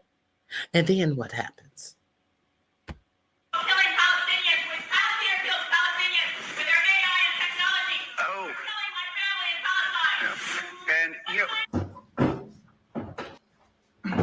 Well, do you want to hear my answer? Watch this conceited, smug, arrogant, pretentious, spineless little prick squirm his way through an absolute tone-deaf, sociopathic answer as he's confronted with the reality that his company, Palantir, he being the CEO, are complicit in mass murdering children in Gaza for the crime of assisting the Israeli occupation forces with surveillance data, targeting, AI, intelligence, software, and even operational planning. So, I think the primary cause of death to Palestinians, primary source of death in Palestine, is the fact that Hamas has realized that there are... Of course, we all knew that he was bound to drop the H word in his contrived, choreographed response, and now we have a record that the CEO of Palantir, Alex Karp, is guilty of war crimes, as collective punishment is a war crime under international law. But a curious thing happened after he said this. He got shut down. Is the fact that Hamas has realized that there are millions and millions of useful idiots that will... And all she had to say was, that's not an excuse. And he is completely silenced. Watch him falter as he realizes slowly that condemning Hamas no longer works in justifying the Israeli war crimes of collective punishment and genocide. And the fact that he tried to say that Hamas has realized that there are millions and millions of willing idiots. So the willing idiots he is trying to say are the innocent people who have been killed during this genocidal war that he is aiding and abetting with his technology. And so these people are willing idiots of Hamas, is what he just said. Okay, so Snoop Dogg, what the fuck did you get out of this performance, bitch? Can we get security up there? And now look, his little stage buddy has to call for backup. Pathetic. Now they need security. That now, can we get security over here? Because the conversation, the words have gotten threatening from somebody who's giving AI to Israel to unalive and just thousands and thousands of people because there's money in it. Let's be clear. Snoop Dogg, what you say, nigga? How much you get paid? How much was that worth to you? I'm pretty sure it's something that they would not even wipe their ass with what they paid you. And you think you saying something smart and slick. Not to be outdone, he and Thiel would also put forth this article, The Case Against Affirmative Action. Wow, it's like all of these kingmakers are writing the playbook for Republican policy. He would be named by Trump as the White House czar for AI and crypto. I just remembered Linda McMahon saying AI and A1 and cryptocurrency to safeguard free speech online and steer us away from big tech bias and censorship. Oh my, hasn't that been a success? So in a post on Truth Social, Trump said Sachs will focus on making America the clear global leader in both areas. In my opinion, what we have seen is rug pulling by Donald Trump and also a way to evade, I want to say this carefully, to allegedly evade certain ways of being caught to curry favors to different political parties and countries, governments, by them investing in him through crypto. He has also rolled back regulations, so it feels like it is so glaringly obvious. If you've got pink salt, apple cider vinegar. So now we understand the rub and what the intent was. So we're not going to play games. It's out in the open. We see who these people were in their past. So you think they are not that now that they are insulated with their cash to say and do whatever they please to people? And you got Snoop Dogg out here talking about why he performed. He's been his friend for 15 years.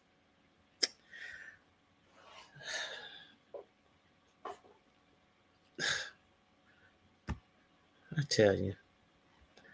Excuse me. Let me put this volume back on.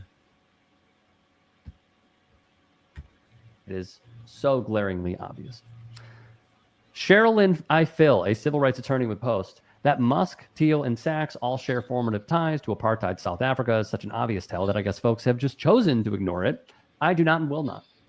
As they more publicly embrace positions and views and candidates whose views on race and discrimination are consistent with the grotesquely racist values of that odious regime, the omission becomes more glaring. It says something about the company you keep. The omission does become glaring when they have puppets out here like Rick Ross, Snoop Dogg covering for them, trying to make it seem, giving them their black cool cards. You have ignorant people out here acting as if, oh, what they're doing is so great. Oh, they're fantastic people. And as you see your own country taking South African apartheid stands against all the things that your ancestors have fought and died to give to you to build upon. But you're sitting back acting like you don't see, like you don't know that all of these people, and if you don't know now, you know. Oh, but some of you watch the news. Yeah, some of you just come to YouTube for the bullshit. But some of y'all, I watch the news and I know this already. Do you know this already? How many times have I been talking about these people being from South Africa. And you see, they actually to the point that they have brought white South Africans over here talking about getting them out of the genocide that's being put upon them by Black Africans who are running the government now. So now all of a sudden the government is just too much for them to handle, since the little meager 7% of white Africans are no longer running things in Africa. But they still have the most land in South Africa. Let's be clear. But now what they say, equality is oppression to people who are used to basically oppressing others. To have equality is oppressive to them. Okay, let's continue. Don't you think so? Imagine that relationship that I have with Ebro, and he gets the job at the White House, and then Ebro says, hey, Snoop, I have an event. There are some very important people there that's going to help with the initiatives that you want to do dealing with the community in the hood. We need you to show up. We got a bag for you and a bag for the community. We just need you for 30 minutes. Okay, so what event? What the fuck do you want to do for the hood? What the fuck you want to do for the hood? We got a bag for you and a bag for the hood. So where was this bag for the hood dispersed at? Where was this bag for the hood dispersed at? I don't see anybody said a motherfucking word about anything that you did great for anybody after your wimp ass went up there and performed like a whole motherfucking circus clown, sitting up there spinning a fictitious record as if you're a DJ. You let them put you up there as a whole motherfucking performing circus act. You're not a motherfucking DJ. You up there spinning records like you're a DJ. Just a whole motherfucking bought and paid for fucking stepping fetching ass nigga.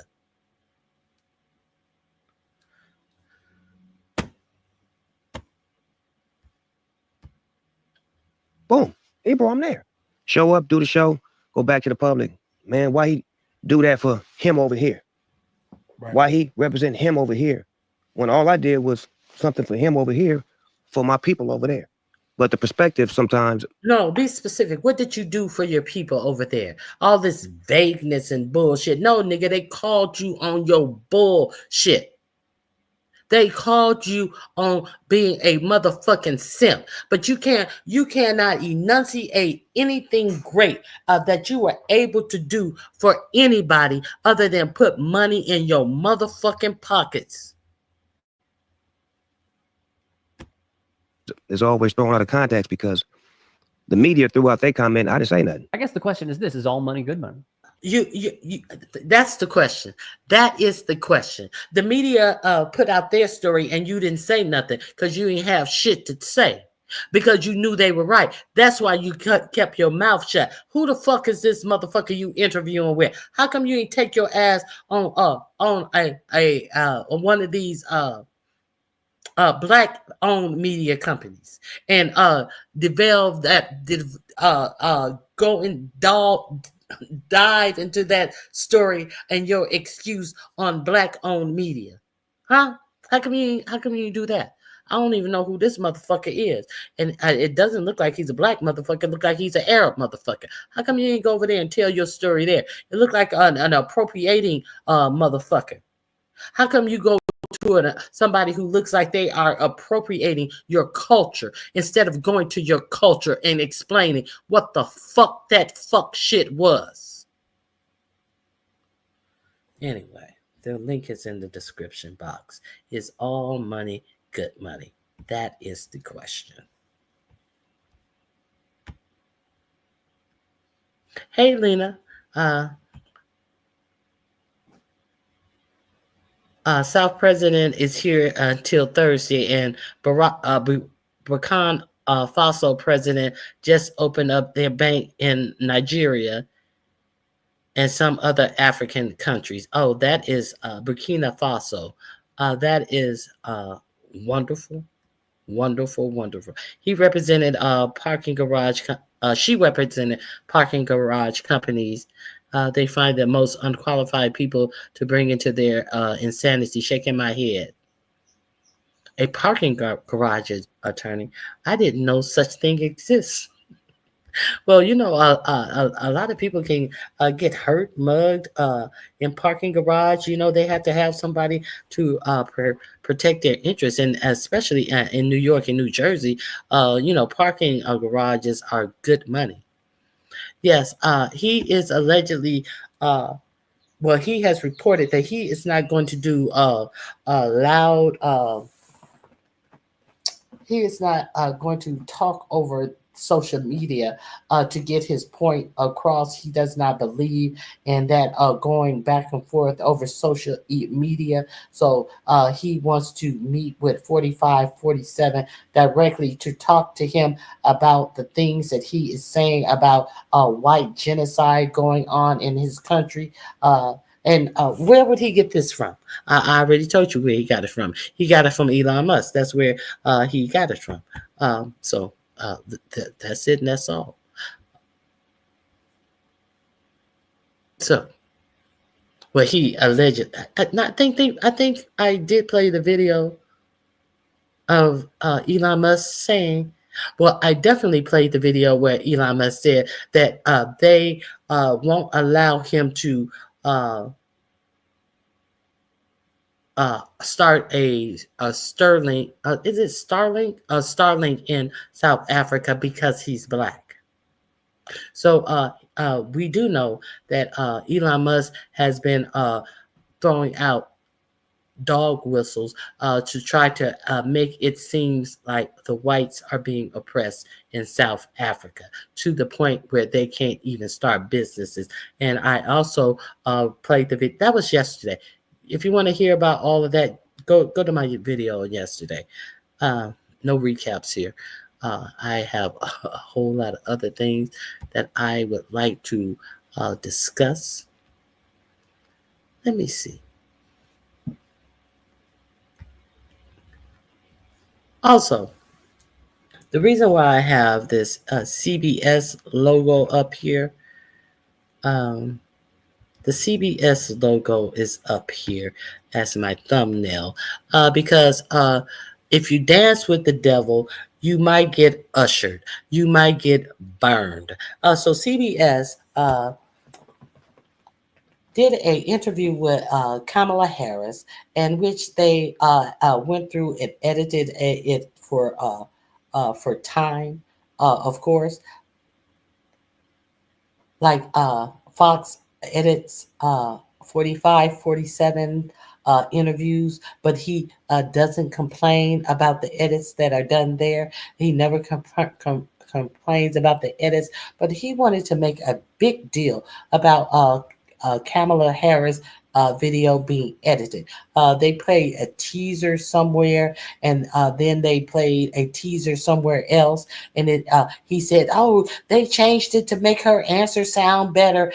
They played the teaser before the video was supposed to come out. I mean, the interview was supposed to come out, and then they played the same questions being asked, and they use a briefer portion of the same answer. So like if you are talking long like me, and you ask me a question and I say da da da da da da da da da da da da da da da, but you know, in da da da da da da da da da da da da too. They played the first portion, so they said that it was edited to make her look better. He had the same opportunity to be interviewed with I think it was 60 Minutes. But he refused because he had done so poorly in the debate that he tried to stay out of the way. He said that this was election interfering that CBS was doing, and he decided to sue them for $10 billion. A $10 billion lawsuit he brought against CBS. Hey, Leonard. Glad to see you, Leonard. Better late than never. I'm glad at least you a mod that show up. I'm telling you, at least you are a mod that bothers to show up. Where's my CBS thing? So they danced with the devil. And so they had a lawsuit for $10 million. And then they increased it to $20 million. So CBS went to them to settle the lawsuit. Why? Because the owner of CBS is trying to sell off CBS. Let me read. She's trying to sell off CBS. Let me find. Oh, wait a minute. Before we get to CBS, I got to finish this Elon Musk shit off. I apologize. I forgot about this. I got to finish off who is Elon Musk. Let me share my page with you. That goes with the story that I just is all money, good money. Let me share this with you. No show is complete about without these young ladies. News that Elon Musk is a corrupt fraud. That comes as no surprise to me. Let's see the latest. Voters promised $100 by Musk PAC say they weren't paid. Now he's been sued in 3 different states because he didn't pay these people. Remember, it was like if you register to vote and if you get somebody to register to vote, you get, $100. Okay, this is what I have to say. And I know this is a rhetorical question when you have triple Trumpers. Why would anyone believe that Musk was going to actually pay them? Are they that stupid? Do they think they can walk in with one of those big checks that they show you on TV? Like, he got $1 million, and so they can take it over to the bank and cash it. But, these are the same people that take the Trump cash that he made, the Trump $2 bills. And we have people that work in banks that have told us these people have gone to their banks and tried to deposit this money. So I understand it's a rhetorical question. And I think it goes back to the fundamental premise that most Americans have, that if you're a billionaire and if you're white and if you're a man, you must be trustworthy and smart and innovative. And we should follow you because we value wealth in this country. And I fell prey to the trap that Elon must be really smart because he invented Tesla. Do a little more digging, you find out he didn't invent Tesla. He's a government subsidy queen, all of those things. But moving on to another, I don't understand what's happening with Elon Musk. Put this up. Raw Story reports Elon Musk chat box glitches out and starts babbling unprompted about white genocide. And I thought this was really important to note because we're in a situation right now where we are denying due process to brown people, to immigrants that may be here legally, some may not be here legally. We don't know because they are not granted due process. In those cases, these people are brown or black. Now, you have the Trump administration welcoming these Afrikaans, saying, oh, there's asylum, despite all evidence being to the contrary, because we know Elon Musk grew up in South Africa because he was born in South Africa in apartheid. And now his, bot is just unprompted talking about white genocide. So in my mind, I'm thinking, okay, you've got Elon Musk just ripped on ketamine, talking to Trump, who he's with all the time about, oh my gosh, the white genocide's coming, the white genocide's coming. They're trying to end birthright citizenship because, we don't want brown people to have babies in America. We want to import immigrants from South Africa because they're white. So this, albeit somewhat silly in the fact that this is being reported, I think it's very important in this climate to take a look at how DEI is under attack. There's so much racism that has been emboldened by this administration and the people within the MAGA party. We have to take a look at it. And let's not forget, Trump called Enrique Torres as after he got out of jail on from January 6th, the leader of a white supremacy group from Mar-a-Lago to say thank you. So this is a very dangerous premise, especially when you consider how nutty and unhinged Elon Musk is. Okay, so now we have to pick on Don Jr. because this is so classic. All we have heard about is Hunter Biden, Hunter Biden, Hunter Biden. We've heard about his laptop. Marjorie Taylor Greene showed his genitals in a congressional hearing. That's all we've heard about. Okay, so now the Business Insider writes an article that says a flashing red light on how Donald Trump is cashing in on his dad's presidency. And the title of the article is Don Jr. is the new Hunter Biden. Has hits. Okay, so let's talk about that. First of all, I would say Don Jr. is far less appealing than Hunter Biden, even though Hunter Biden is a drug addict, because this guy, at least Hunter Biden's got treatment. You get Don Jr. on all these podcasts. He is just cranked out of his mind. He's a nut. I don't think he's ever had a job outside of daddy's company. Now, that's not true. I did read that he was a bartender in Colorado and that his dad did not give him that job. But that's not the point. The point is Donald Trump is accepting gifts. He's being bribed by Qatar. He's being bribed by the Saudis. Jared Kushner by Qatar. He's being bribed by the Saudis. Jared Kushner by Qatar. He's being bribed. That went a little away from what I initially thought that was going to be. Hey, Z Sarah, let me share my screen with you on JD Vance comments on Biden's illness. I think that it was very crass. I think it was very tacky. I think it was very dumb, stupid. This is what JD Vance had to say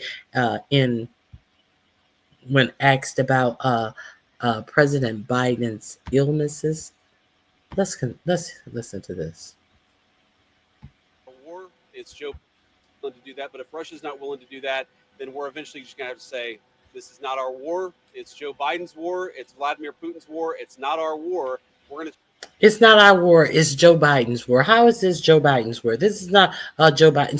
So you know the man is sick, and you're still with everything is Biden's fault. Our incompetence at not being able to stop this and to broker peace. It means it's Joe Biden's war.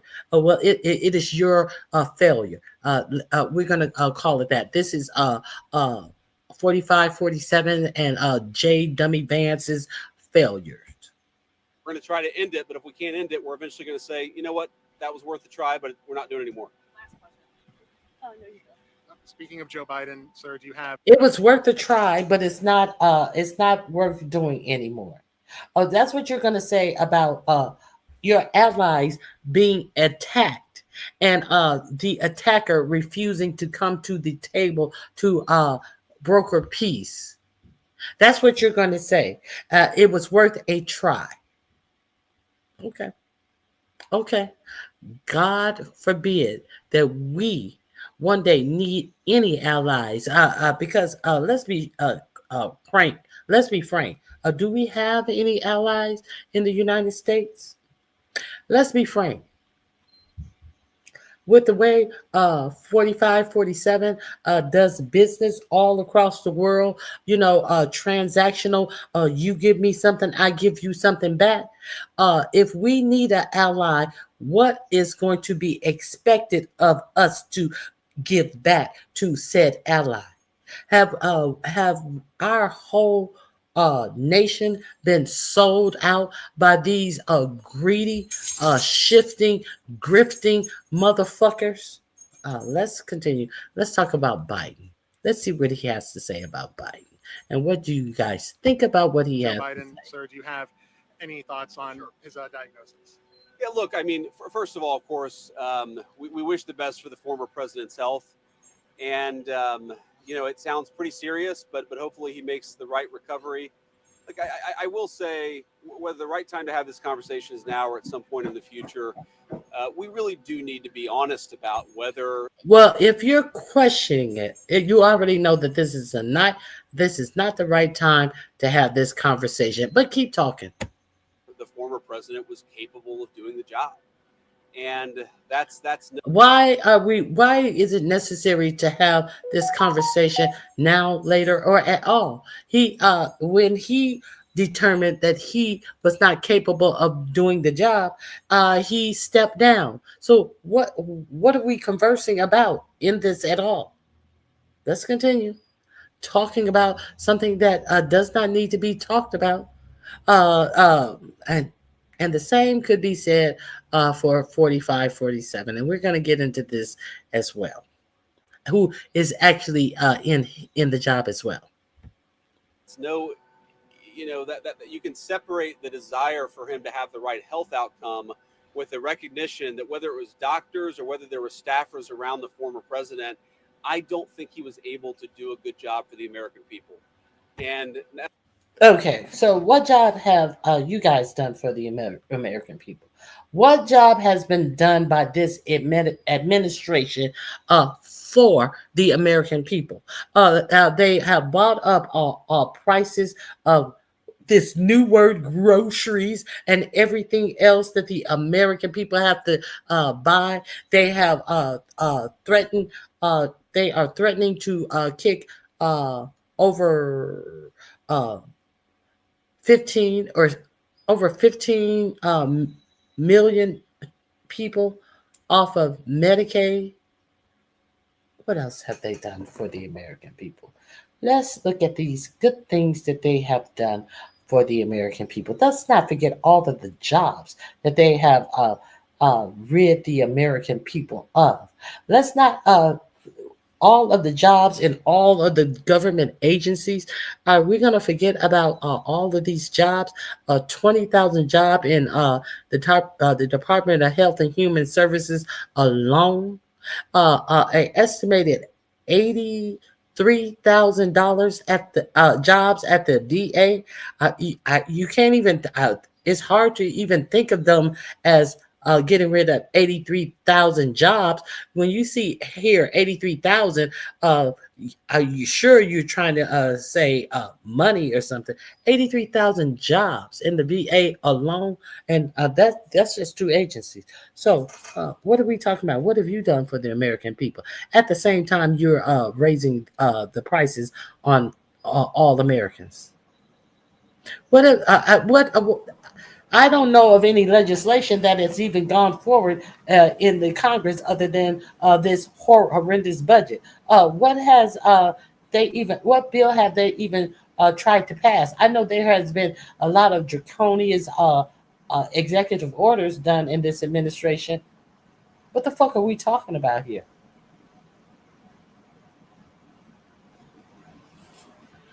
Okay. So, let me see what you guys are saying.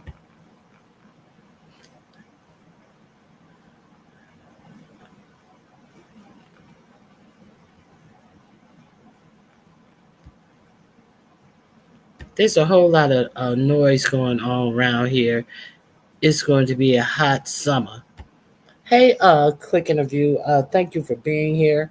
So, JD Vance go into the whole rigmarole of was he capable of doing the job, as if America wasn't better off under Biden. So I don't give a fuck what they have to say about what they think about his fallacies were, his mental fallacies were. I understand that America was way better off than they are now under 45, 47. That is my opinion, and I am giving my opinion of it. So, and I cannot wait until October to see if this budget is going to pass and how many people are going to be adversely affected by this budget that seeks to increase the the coffers of the billionaires to the detriment of the health and the welfare of the common man. Let's keep going. Okay, I've had enough of him. I'm tired of dancing with that devil. That's for sure. Let me go back a little bit. Okay. Now, I think it's a couple of more things that I want to talk about, I wanted to talk about this ABC thing. So here's the CBS thing. I'm going to share my page with you about this CBS situation. If you dance with the devil, you might get burned. And it seems like CBS is sure getting burned. Now, they had agreed to settle with 4547 because they are trying to have a merger with what is the name of that company? They are trying Skyfall. Okay, so here is the story on this. Now we know I reported to you last week that the long-held producer of 60 Minutes, the one of only three producers since its, I think, 1950 something debut. 60 Minutes has been on and has only had three producers, and the most recent producer quit the show because he felt that he was they were looking over his shoulder anytime that he did commentary, factual commentary, not no propaganda, factual commentary on 4547.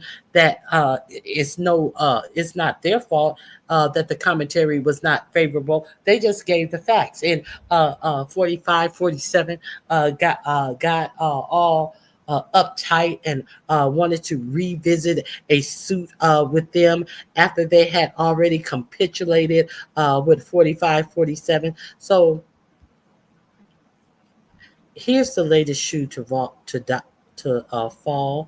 CBS News top boss quits as Paramount tries to settle with Trump. So they are trying to settle right now, and now the top news boss has had to step down. CBS News and station CEO Wendy McMahon is leaving the network, the latest casualty as its parent companies tries to broker a truce with 4547. McMahon alluded to the network's battles with the president in a memo to staff on Monday, less than 24 hours after 60 Minutes aired its season finale, and admitted the past few months have been challenging. Her exit comes as CBS parent company Paramount Global negotiate a settlement to 4547's $20 billion lawsuit against the network over a 60-minute interview with Kamala Harris. Controlling shareholder Sherry Redstone is hoping for a quick settlement so as not to provide a roadblock to Paramount's merger with Skydance. Lawyers for Trump and Paramount entered into settlement talks last month. It's become clear that the company and I do not agree on a path forward, she wrote to staff in a memo obtained by the Daily Beast. It's time for me to move on and for this organization to move forward with new leadership. And this right here, looking like a whole motherfucking snake, is Sherry Redstone. She stands to profit. I think 2.7. I think it's in this book. CBS did not comment. Paramount Global declined to comment. The White House Communication Director Stephen Chang praised the exit on X a post Monday, posting a gleeful emoji reacting to the news. The news also He's happy that the producer of Real News is leaving. So that makes him so happy. So y'all watch the news. So y'all mean to tell me that y'all think y'all did something and y'all watch the news when your news is capitulating news producers who have been there at 60 Minutes, the most serious news reporting show on CBS. Y'all think y'all watch the news when this snake does this and have his communication staff on X, no less, which is X the new news, X that even Brock says that has been programmed to tell you lies. Okay, so y'all watching news, but y'all don't know what the fuck going on in the world. Let's continue. The news wrinkled staff off Monday with some pining the departure on CBS CEO George Cheek for letting top leaders leave to appease the parent company. I think people are very disappointed in Cheeks, one CBS staffer told Daily Beast. He's letting some truly amazing people walk out of the door. Cheeks praised McMahon in his own memo on Monday, though he made no allusion to her disagreements with the company's leadership. He said CBS News President Tom Jaboski and CBS station president Jennifer Mitchell will report to him in the interim. I want to thank Wendy for her partnership over the past 4 years. Under her leadership, the competitive position and culture at our television station have improved dramatically, and we've experienced local news and we've expanded local news significantly, he wrote, praising her work on streaming. In a rapidly changing world, Wendy and her teams have worked diligently to articulate a vision and lay a foundation that adapts our news operations for the future, he added. Trump sued the network initially for $10 billion last year after CBS promoted a 60-minute interview with Kamala Harris in October that included a clip on Face the Nation, not 60 Minutes, I apologize, Face the Nation, that feature one part of an answer on Israel war in Gaza. But when the episode aired the next day as part of a special edition of 60 Minutes, one Trump refused to participate in. It featured a different part of the answer. Trump claimed the network engaged in a form of news distortion, though CBS News said its interview follows standard journalistic practice and defends its interview on First Amendment grounds. Trump upped the lawsuit to $20 billion earlier this year. Incidentally, the Harris interview was subsequently nominated for an Emmy Award for Best Editing category. Okay. Still, despite legal experts' opinion that the lawsuit is flawed, Paramount Global entered into settlement talks with 4547's legal team last month as controlling shareholder Sherry Redstone seeks to merge the company with David Ellison's Skydance, which would net her $2.4 billion payout for her family's share. So news be damned, jobs be damned, facts be damned. I'm getting at this money. I am expected to gain $2.4 billion, and I don't give a fuck who I got to go through. I don't give a fuck what type of news I have to distort, who I have to bow down to and get my actual news approved to. I don't give a fuck about what propaganda I'm expected to promote. I want to get this merger done so I can get paid. The link is in my description box. Is there any questions, any comments, anything you guys want to add? Reptilian alert. Oh, okay. I'm caught up right now. Those stupid commercials keep throwing us back like 20 seconds. I apologize for that. I just have to do it. So let me make sure. I think that maybe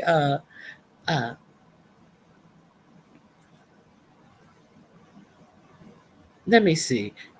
FBI agent is arrested, and Muskrat's Russian influence. Uh, there's our article in here that I put in that Politico had a security conference. Political media had a security conference this past week, and you will be surprised to understand that Russia and China are alleged to be colluding. I mean, working with each other. I don't want to say colluding with it. Working with each other with a big. They are calling it in Politico a kill web that can kill satellites and the like. Prior to the article also says that prior to Russia striking the Ukraine, he shot down or disabled a satellite with this kill spider that they are saying that Russia and China are working on together. And at the same time, there is nobody working over the head of the United States space program. We hear a lot of stuff from independent people like Musk and like Jeff Bezos on what they would like to do, but there is nobody driving in the driver's seat behind what the U.S. expects to do. So anytime you hear anything about space exploration, the only thing that we hear is the hopes and the dreams of the motherfuckers who are going to go to the Defense Department to get their ideas okayed and rushed through. And the only actual thing that is going on is they are currently paying the Muskrat to ship payloads up to the space station. So those articles are in my description box. Okay.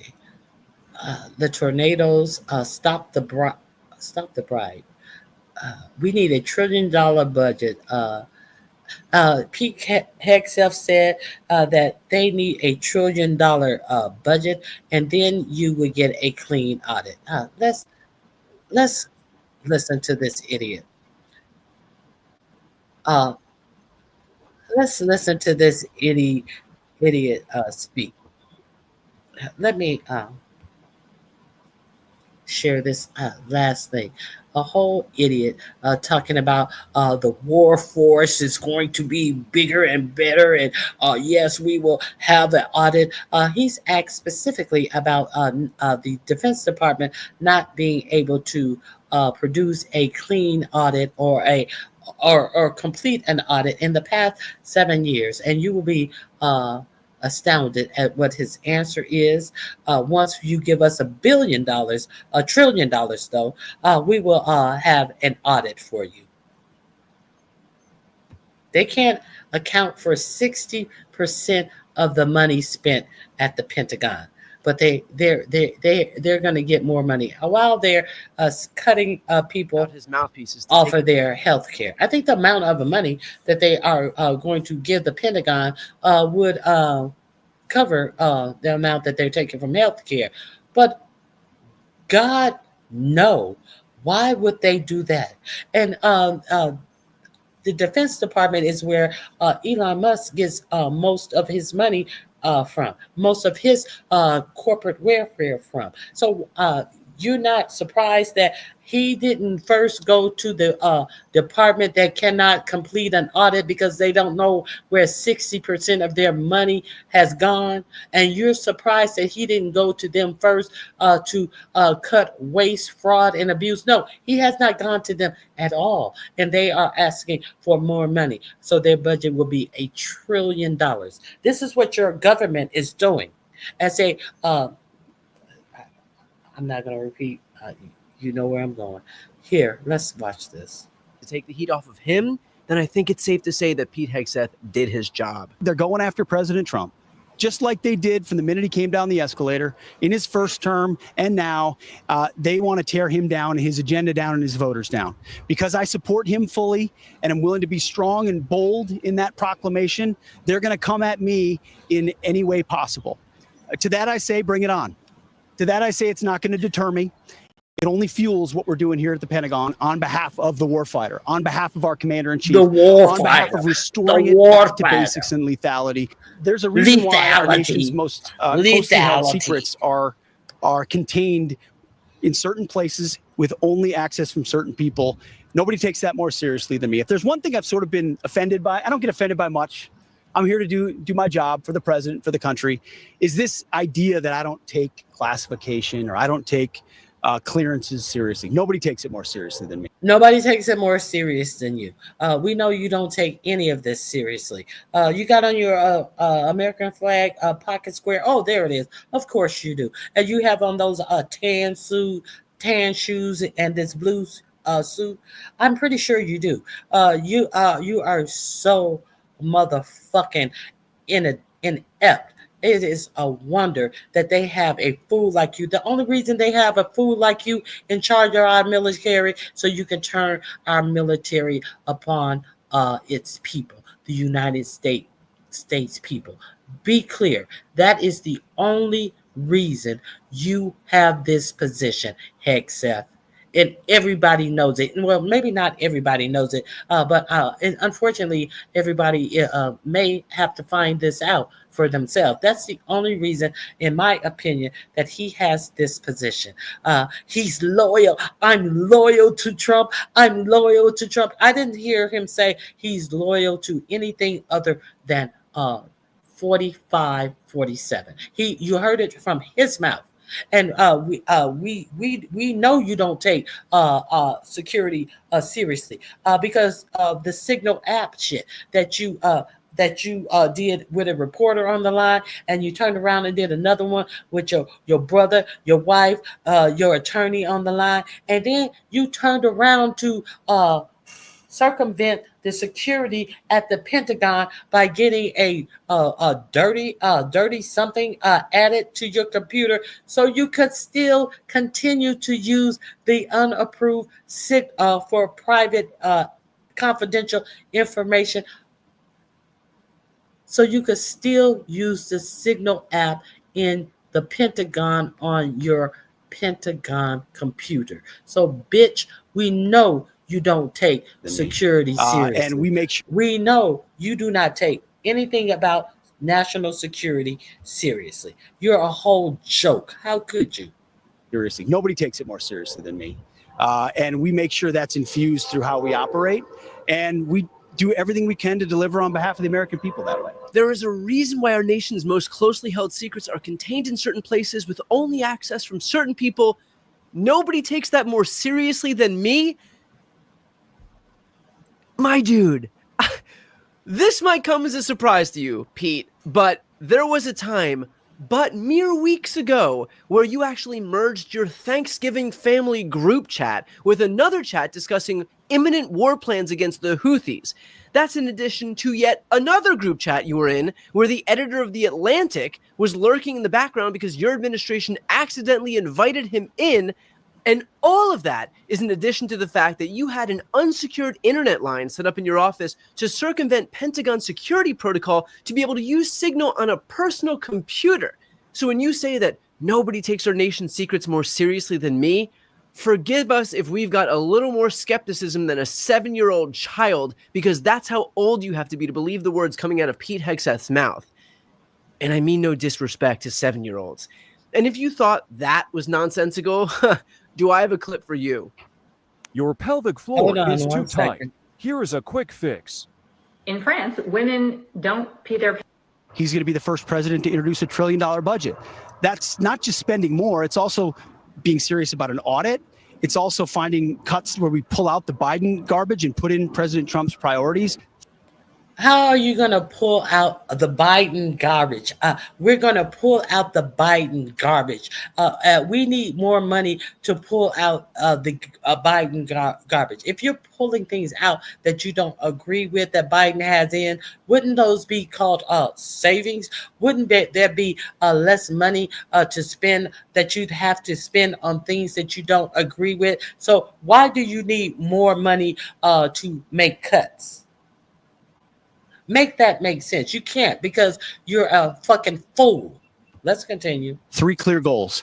We hammer it home every day, every speech, the Joint Chiefs throughout the Pentagon, restore the warrior ethos, rebuild the military, reestablish deterrence. And the warrior ethos is simple. It's readiness, accountability, lethality, warfighting. None of this woke DEI, CRT, gender pronoun, green news scam stuff. DEI, CRT, where does critical race theory, a college course, jail into the military? All this non-black stuff. We got you, Pete. All of this non-black stuff. All of this not respecting black people and anything about black people. We got you, Pete. We understand exactly where you stand, motherfucker.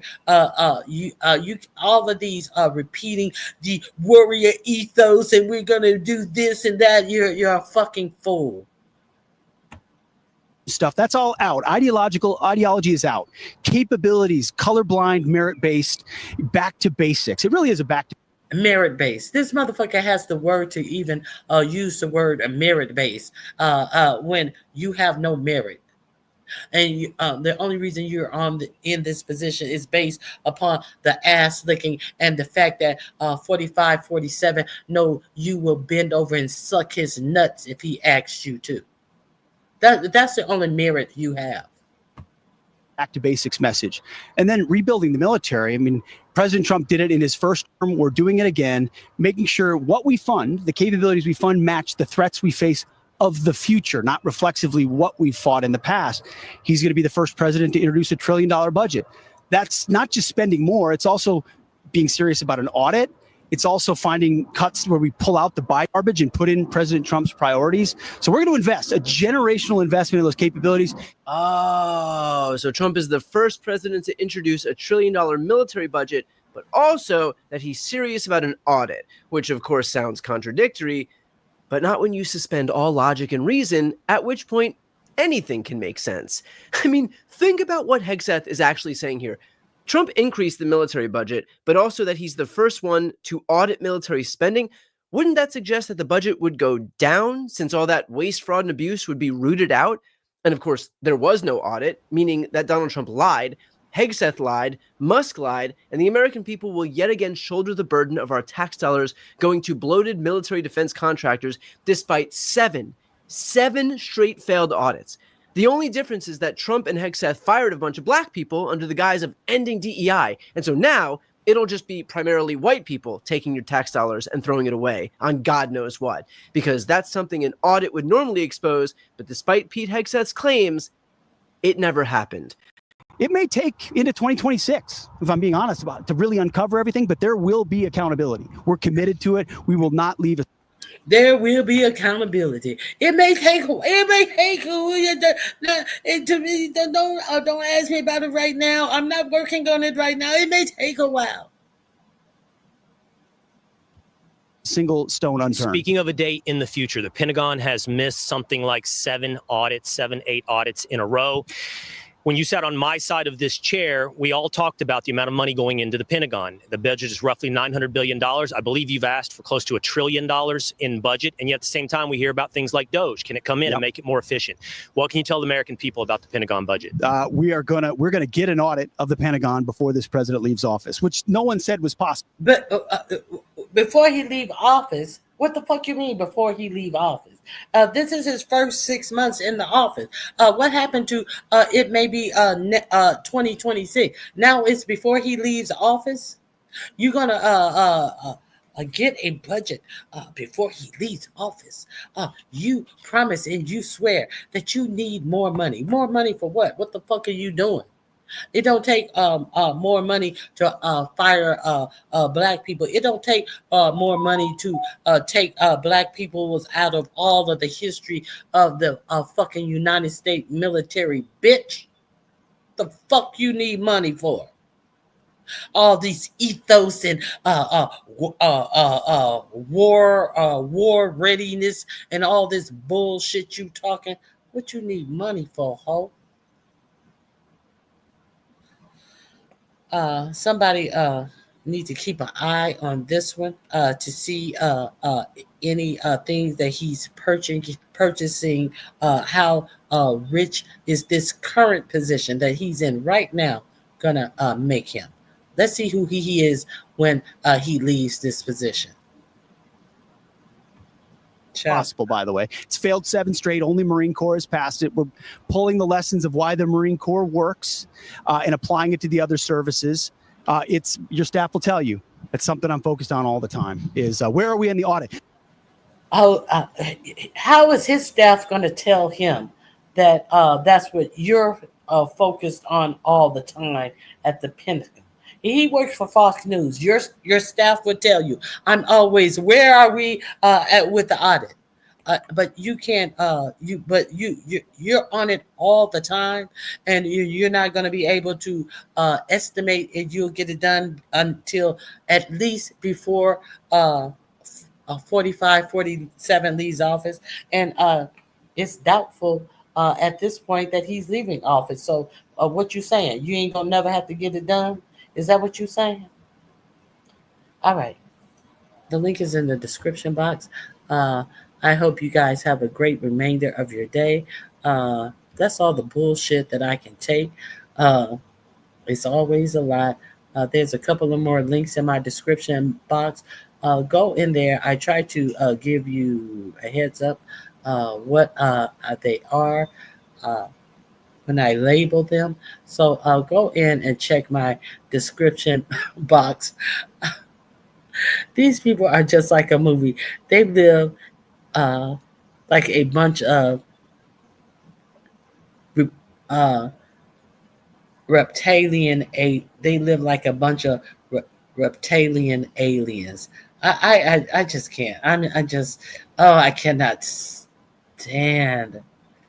I cannot stand this man because he's such an empty vessel. Oh, and he is so dangerous. I hope you guys have a great remainder of your day. That's what's going on in the world.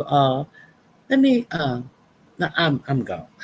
Go over there and check out Democracy Now. No day is complete without it for me.